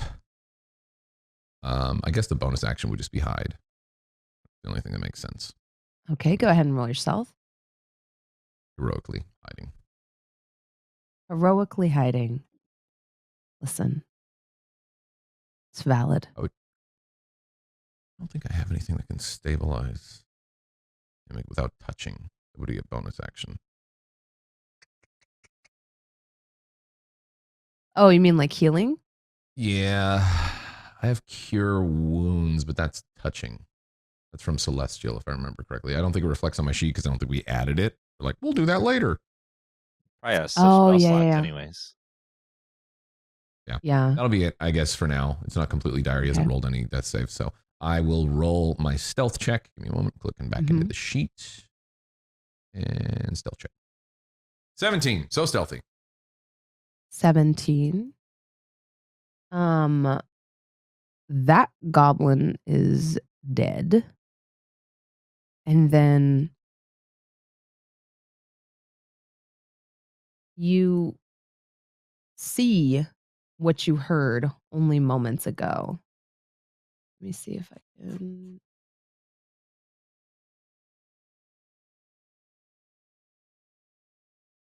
Oh. What is this? Understep's fucking cool. I like it. Mm-hmm.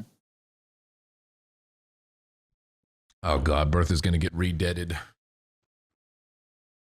1, 2, 3.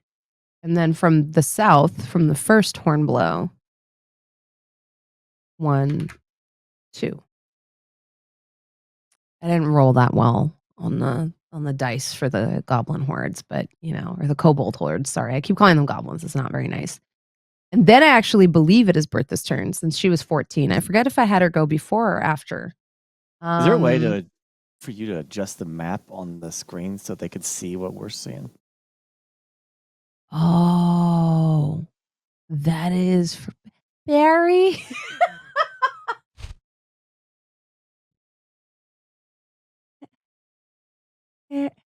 Barry, can we move the map over so that the Bronze casts Roll20 Administrator. Administrator. Yeah, I can control what I see, but I actually can't control what happens on the screen. Can you move the dice? Oh, there you go. Or at least if you can move the map to the side, and then the dice roll the isn't covering up initiative stuff. track is covering it. Yeah, it's the initiative track that's like covering everything, I think. I don't know if it's Barry or JP. Thank you. Yeah, Yeah, you can see that JP, better Barry, now. thank you. Yeah, I think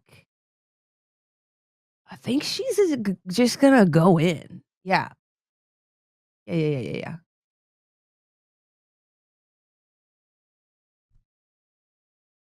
She dives in.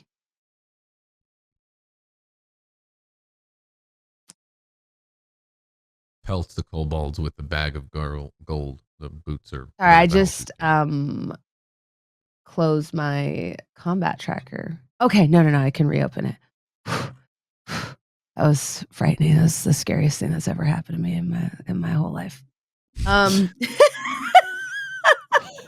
Like, oh God, this is gonna be bad. All right.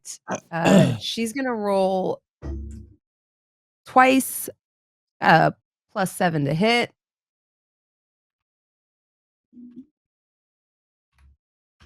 Which kobold died? Is it the one that was stabbing me, or is it the one that's over by? He The one away from. that was over by Nameless, yeah. That's a hit. That's another hit. It's a nat 20. I'm not gonna lie. Just keep it a buck with y'all. Her minimum damage kills these things because these are minions and they actually do they were not the crappy have a lot of health. dudes. Yeah. So you see her like kind of spin her hand axes, dispatching this one easily, taking care of the second one, and because it's a nat 20, we'll say on the backswing she gets the one back here too. Continuing her movement up, and then she sees it. The massive horde from which you were able to. Why is it not revealing it? There we go. From which you like took this gold to begin with. Just to be clear, Nameless and Gawked, not Blibble. Blibble did not take it. Yes. Just got to make sure that distinction is made. Was the record. 15. but she's moving at half speed. She probably makes it about here. She's close. And you hear her call back to you, Nameless, and she says, "Let us be done with this," as she like begins to like grab your pants and throw them onto the pile, at least attempting to do so. Go ahead, make another death save. Ah! Oh my god. No shot. No shot. Hey guys, what's going on? What's going on? What's happening? What's happening? Wow. You said my rolls are cracked. Burke's rolls are cracked. I don't understand. Once don't- again, you pop up with 1 hit point. God, Kathy, I'm dead. What? I don't understand it. You pop up like. I think since it's the second time he's done it, he should be able to attack. Yeah, you know what? Yes. Fuck I think it. a little leniency there. Yeah, no, I agree. I 100% agree. At this point, you get to attack because the kobold you're actively engaged with, like I said, you're on the floor and he's like stabbing you, cannot process what has happened. As you get up yet again, you see him quiver. I will allow you to attack on this turn. I've never seen anything like this. I'm on the ground. My time Yeah, playing I'm on the D&D. ground like, so I'm gonna take my Money foot. still spilling out of your pockets. It's like a fucking anime. It's still spilling out, but it spills out so fast that it raises him up. This reminds me of like Hulkamania. Like you're like doing that thing where they like and you're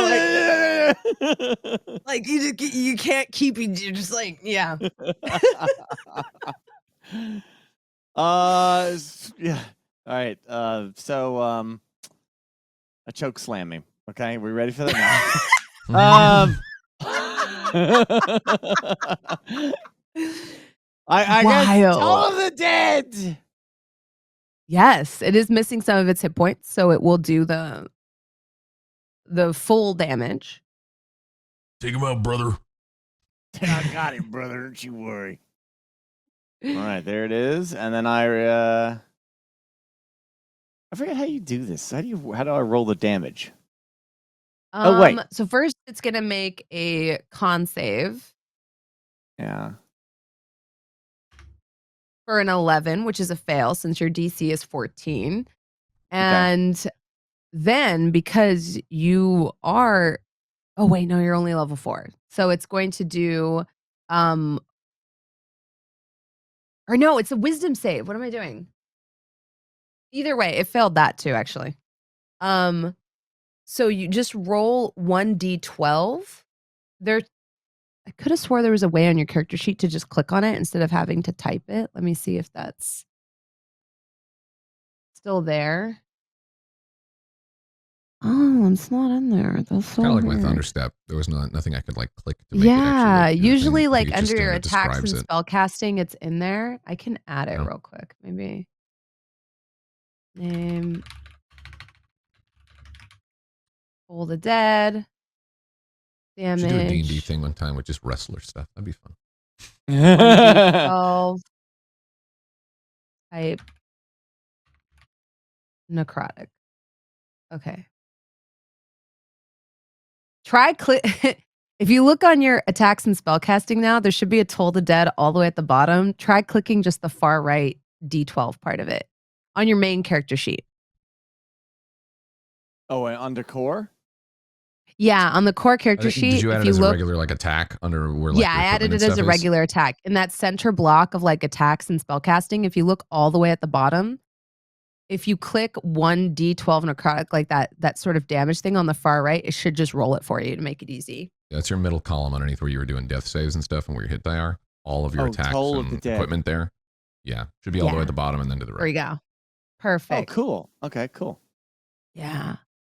The sound of funeral bells fills the air as your Toll the Dead, like kind of your spell goes off necrotic energies exude from you, and you deal 6 damage to this remaining kobold.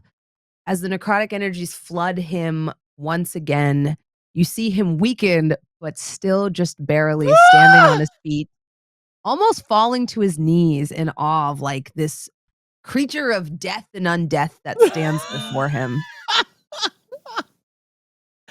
Okay, so I'm still a little confused about some of this stuff, so forgive me. So can I Mhm. cast it again? No, you can only cast it Okay. one time on your turn. Okay. Yeah.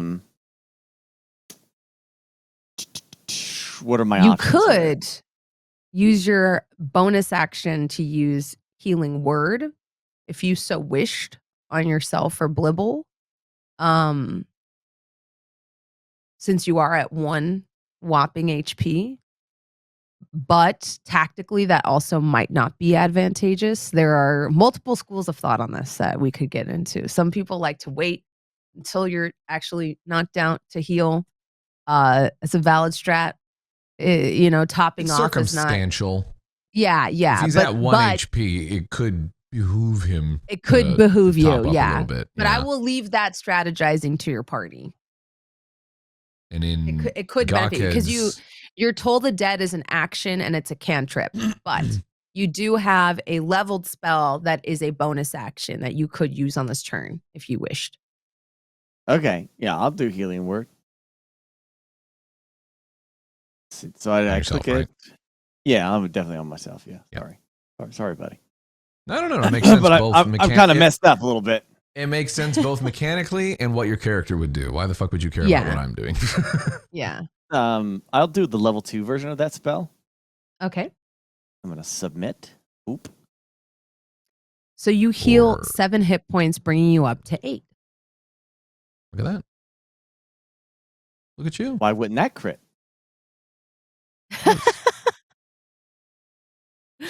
All right. So after when Gawked wakes up, he's does the tolls, and then he starts mending his flesh in front of this kobold, Mm-hmm.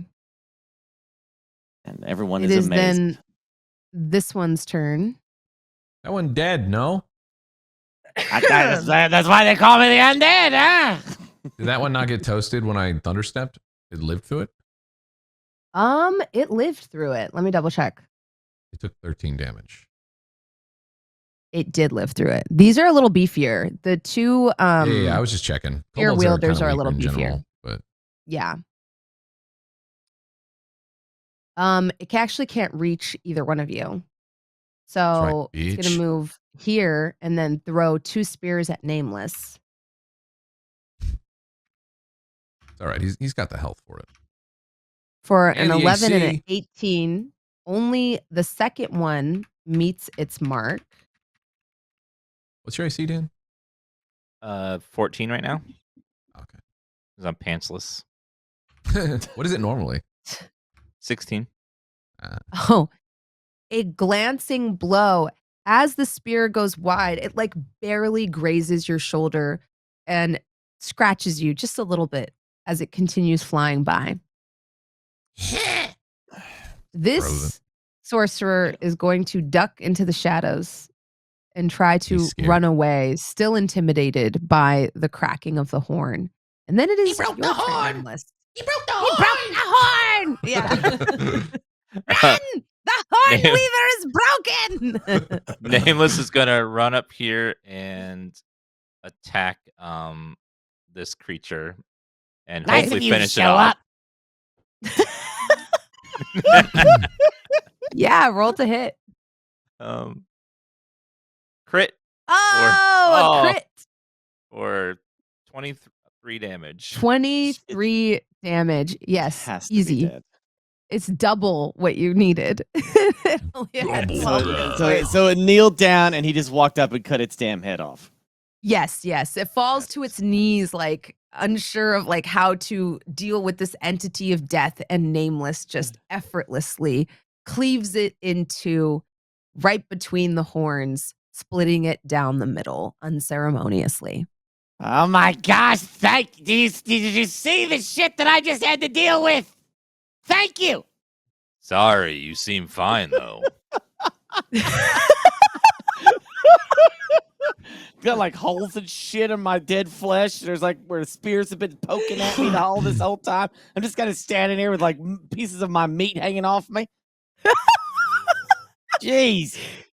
Pieces of your meat hanging off you. For a normal person, you would look a lot more fucked up. But for you, you just kind of look like you changed your style a little bit, really. You know what I mean? Like you like somebody hang out beef jerky, yeah. And I still got that smell, buddy, by the way, Nameless. That smell is really strong right now because it's, the lightning fried up the dead meat. Yeah. It's cut right through the oils that he has usually. The oils. Burned oils right off. That's so good. That's so good. That's so good. Oh, yeah. Deep fried. Yeah. Blibble, it is your turn. You see the one that is mostly responsible for your demise not far from you. Yeah. It's the one that's like probably the closest and most in range. Okay. Blibble calls out, "We gotta get the hell out of here! I'm gonna kill this motherfucker! You're dead!" And then he casts Eldritch Blast. Eldritch Blast, roll the hit.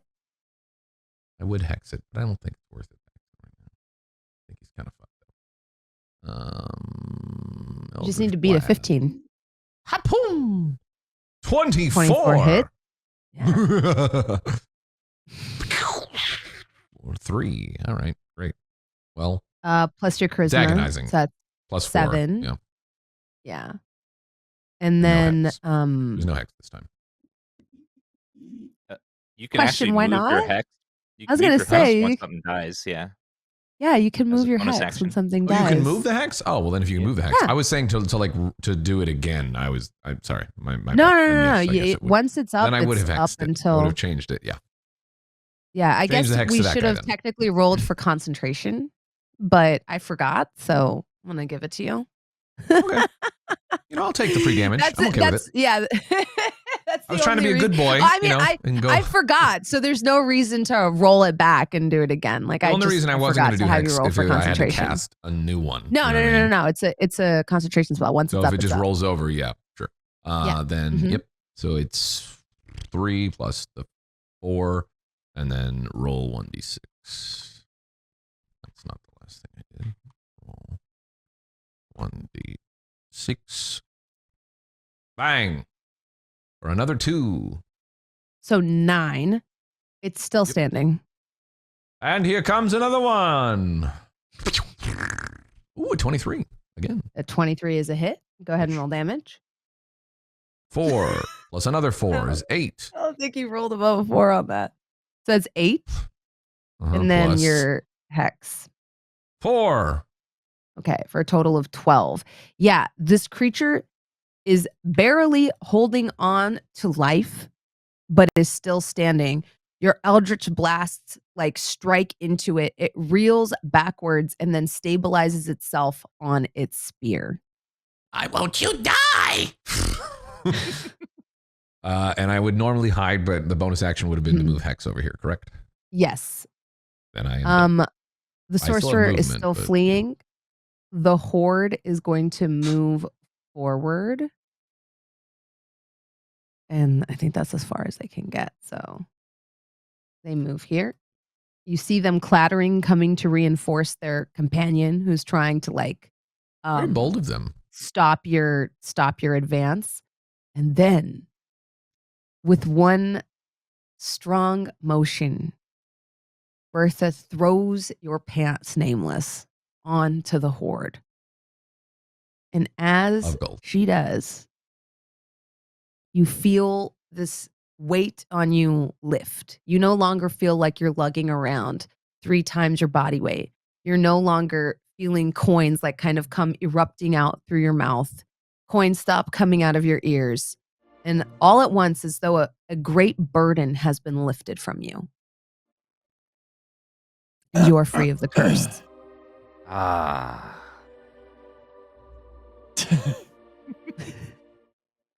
I take a glance at Gaka. Does he still look like he's very cursed? Yes. Yeah. But regardless of this, Bertha's gonna use her remaining movement to just like come running back and say, "Let's get out of here." I agree. Let's go. And then let's see, she can actually, yeah. She'll like use her action to dash and move all the way towards you, Blibble. Does she pick me up? Yeah, if you allow her to, yeah, easily. Absolutely. Yeah, she's like, wait, where you she going? throws the pants and she's like running and she like scoops you up as she's like running out. Perfect. Okay, no, wait. What the frick? Are you really just leaving me here? It's over. She, like- Jeez, come on. I mean, I have to go all the way to the treasure to like put my shit in there, and then find a way back out. Like, You put piles of it at the entrance. You did put piles You of it did. at the entrance, but you would oh the man, source of your gold was your satchel, which is still sitting like on the By the ground. gold. Seems Yeah, bulging. Yeah. He couldn't move it because it was so heavy. So It was it's like, so it's heavy. like, Mhm. yeah, it's still near that pile. Yeah. That's the original source of his gold. Shit. I mean, obviously he saw what they just did with the pants. Yeah. And then, he sees that Nameless is all fixed up and thinking, I got that horn in that satchel, though. That horn from that thing in the woods, that other goblin. I want to get that back. You see, this is exactly why Blibble was allowing himself to get picked up like a football to get the fuck out of here. He thought about staying there as guard. Fuck that. Not for your stupid greed. all right. Let's see. I guess Gawkhead will. Okay, he's gonna look at Nameless and be like, Okay, just give me a minute. I gotta go deal with my bag, and then I'll come right back here. so I can only move half a turn, right, or half speed. Half your speed. Yeah. So what the hell? The hell does that translate You here? have 30 feet of movement. Uh-huh. Using your regular movement, you can move like 15. So you what? can go like, you right- could go right like here? there. I don't usually allow diagonal movement. Oh, okay. But well, actually no, that's fine. Yeah, Okay. you can You move don't there. allow diagonal movement? Well, it's one of those things like I don't also count op attacks if you're diagonal to the boss. Okay, so- I'm weird though. I'm very wargamey about it. I'm sorry. Ah, But that's see. usually also why my minions move in right angles instead of in straight lines. Like I'm weird about it. You see where that crest is right there, the little hump by the gold? That's where his bag is. It's just my what is it? Like your perfectionism or my Yeah. I don't know. Neurodivergence showing. Yeah. That's perfect because you said you moved like a few feet away, left the bag, and then continued walking, and then like we're putting piles near the entrance. You can double move Yeah. if you don't take an action. That's true. Oh, Since okay. if you choose not to like use any spells this turn, You or should be attack, double you moving. can. I'm just going to go ahead and say you should be double moving. Okay. I double moved. Perfect. You're very close. You are like, as you are trudging through the caverns, all of you see Gawkhead almost moving as though he's moving through an ocean. There are coins spilling from his pant legs. He's kind of trudging through these waves of coins, occasionally burping and coughing up a coin or two extra, making his way slowly but surely deeper into the cavern towards the original hoard.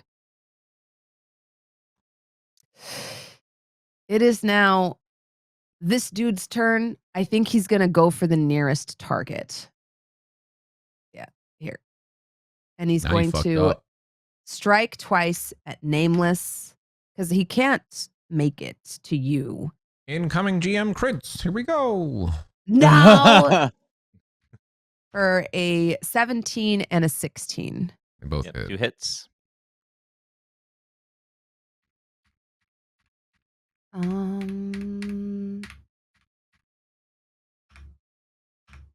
Not too bad. Oh, Also not for a too bad. 6 and a 3 for a total of 9 piercing damage as it stabs at you wildly, blood streaming from its mouth and its eyes as it's been like sort of bombarded by Blibble's eldritch blasts. Yeah. Sorcerer is still running. Nameless, it's your turn. I will attack back at this thing that just hit me Do Mhm. what must be done. for 16 It's a and hit? 10 slashing. 10 is exactly how many hit points it Are you has. serious? like exactly the right amount. It had 10 of 44 left. It falls Oh, to yeah. the ground dead, still clutching its spears and like before its hands like finally go Mhm. limp, and it falls to the ground unconscious. And then I will move to stand in front of my weaker allies. Oh Weaker? wow, weaker. Well, injured. You all would be dead if I didn't come back. Injured, not weaker. It's not a judgment. Blibble, it is your turn. My weaker allies flash back to the teleportation. Shatter. The shade. Physically weaker, yes. Mhm. It's my turn. Yes. Well, currently I'd be in the clutches of Bertha. Yeah. You can instruct her on like what to do. Take me She is kind of like running with you in like one direction. Yeah, it's very Master Blaster. Okay, I guess as we're going, Bertha's taking me. I'm like, are there any left? Yeah. Oh, this one's dead. Yeah, Bertha would say to you, I spotted there's at least one other horde, maybe more. I heard skittering inside the tunnels. Any close? Not close enough.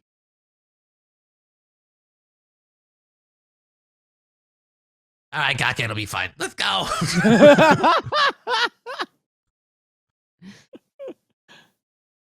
The horde is going to move forward. Let's see. I'm trying to think if it moves between the source of the gold, because you're no longer spilling gold from your pockets. So let me see here. They have 20 feet of movement. So they would be, I think, here and then here. And that's as far as they can move this turn. And then it's Bertha's turn. I think Bertha would book it out of here with you, Libble. Mm-hmm. I think like she would carry the both of you out of the cave to safety. As we're At leaving, this point, yeah. Blibble would just shout to Nameless like, be careful, don't die for him. It's not worth it. What the frick? We said be You say careful. this to Nameless? Yeah, be careful. Don't die for him. It's not worth it. You can interpret that as he will. Yeah. So, I mean, if he wants to still protect, he can. But if it comes to the point of like potential death, for him to assess, As you exit the cave, Blibble, we exit initiative order.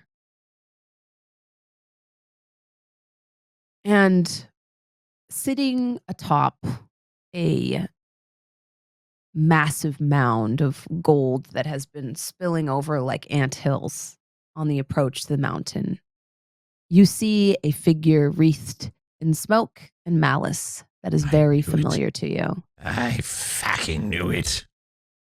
As you look behind you, the approach to the mountain is now blocked, with a wall of fire erupting from the ground upwards. Bertha puts you on the ground and then puts a hand very protectively in front of you as she like interposes herself between you and this entity of fire and malcontent, I should say. His eyes glimmer as he says, "I've got you now, you little worm."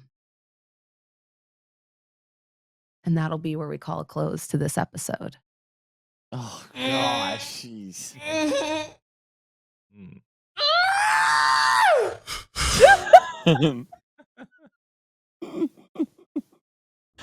Good. Do you see what your greed has brought down on us? Do you not see the error of your heart and its greedy nature? Look, just because this one was bad doesn't mean the future ones will be, okay? Or you gotta take shots, all right? What like stock future market. ones? This will work itself out. Everything will be fine. Don't worry. Yeah. Okay. Thank you for joining us for this episode of Last Call for Adventure. I hope you've enjoyed it as much as I have. This crew is amazing. I love it. I love this shit. I love drama. No, it was fun. I was so worried for y'all this time. This was the time Yeah. where I was like, are they going to die? Is this going to happen? Because my rolls were so good and your rolls were so bad. And They were sometimes very that's good. what happens in D&D. Like that's just, but Burke made up for it with those two. The undead, that's right. The undead kicked Yeah. in, Now you know why his namesake is that. Also, the unwillingness to give up the gold. It's like it's so different because I loved how Dan was like, "Yeah, no, I'm never gonna love gold again. I've learned my lesson." And Gawked's just like, "Nope, I'm still Yeah. carrying out piles of it." Are you gonna give up? This So pile's much mine. gold. This is my pile. Couple hurdles. Let's do some shout outs. What are you up to this week, Burke? Where can people find you? Find me as usual the Burke Black Twitch channel. Yeah, I think me and Gassy and the whole crew are gonna be playing some of those Chaos Dwarves, on Total War. So Ooh. yeah, it's pretty freaking cool so far. They're awesome. I love them. Ooh. Thank you. That I love Warhammer, so I'm always excited for that. You don't say. I too happen to dabble here and there in the Warhammer and the 40K and such. Yes. I do love some Warhammer. Warhammer. I enjoy it very, very, very, very much. Like it so much. I guess that tells us what you're doing, Max, but you can repeat what Burke said. Take it away. I am playing Warhammer tonight with Burke. I will not be controlling the Chaos Dwarves as they're new factions, and I am not super proficient at the game. I know enough, but yesterday we had like a little practice session to get reacquainted with the game. I was actually really enjoying the High Elves. I think it's Calidor. That's how I was playing. Ah, So I'll probably do more of that. nice. For tonight's session, but we have me, Burke, like the whole late shift guys, and then I think a couple other friends joining us. So showing off some of them Chaos Dwarves. Should be fun. Yeah, good episode. Just chaos. Absolute chaos. Dan, take it away. What are you playing this week? What are you up to? Where can people find you? I am Dan's Gaming on Twitch, variety streamer. Currently this week playing through a remake of a Sherlock Holmes game called Sherlock Holmes: The Awakened. It has some like Cthulhu themes if you like Lovecraftian stuff. It's been pretty fun so far. Thanks for having the show. Had a lot of fun, and I love this group. Fantastic. That sounds like a And really good game. I Bronze. was curious. What are you doing? Where else are you on the internet? Thanks for the throw. Thanks for the Always. throw, Max. I'm that bronze girl. This week I'm gonna try to finish, since we're talking about Warhammer, I'm gonna try to finish one of my armies. I'm thinking maybe either my Elysidian Star Striders or maybe I start on my Cadians. I like I like 40K a lot. Yes. And I'm very excited to. I've told myself I'm not gonna buy any more kill teams until I finish painting some of the ones I have. And so, and I really want the dwarves, the Voton that they have in 40K because they just brought dwarves back recently. So that's my goal this week. But you can catch me on Twitch. I'm playing Dredge right now. And at some point, I really want to play RE4 Remake. But Dredge has got me in a chokehold because it's Eldritch Horror and it's fishing. And that's basically my bag. So Yeah, I want to check that out at some point too. I know Burke played it. it's fun. Yeah. Try it. It's fun. It's fun. Mhm. But yeah, make sure you follow Last Call on all this stuff. Make sure you follow all these wonderful people. You can check us out on Patreon for early access to our video on demands if you don't want to wait for the YouTube upload. But you can always catch it for free on a little bit of a delay. There's also going to be some juicy post-show content where our wonderful players are going to sit down and have a talk back, give their thoughts about how the episodes went. You can check that out on Patreon as well. If not, Should be a we fun will see post you. show. Yeah, it should be a fun post show. We will see you next Wednesday. Same great place, same great time. Until the bell tolls again on Last Call for Adventure. Have a good one.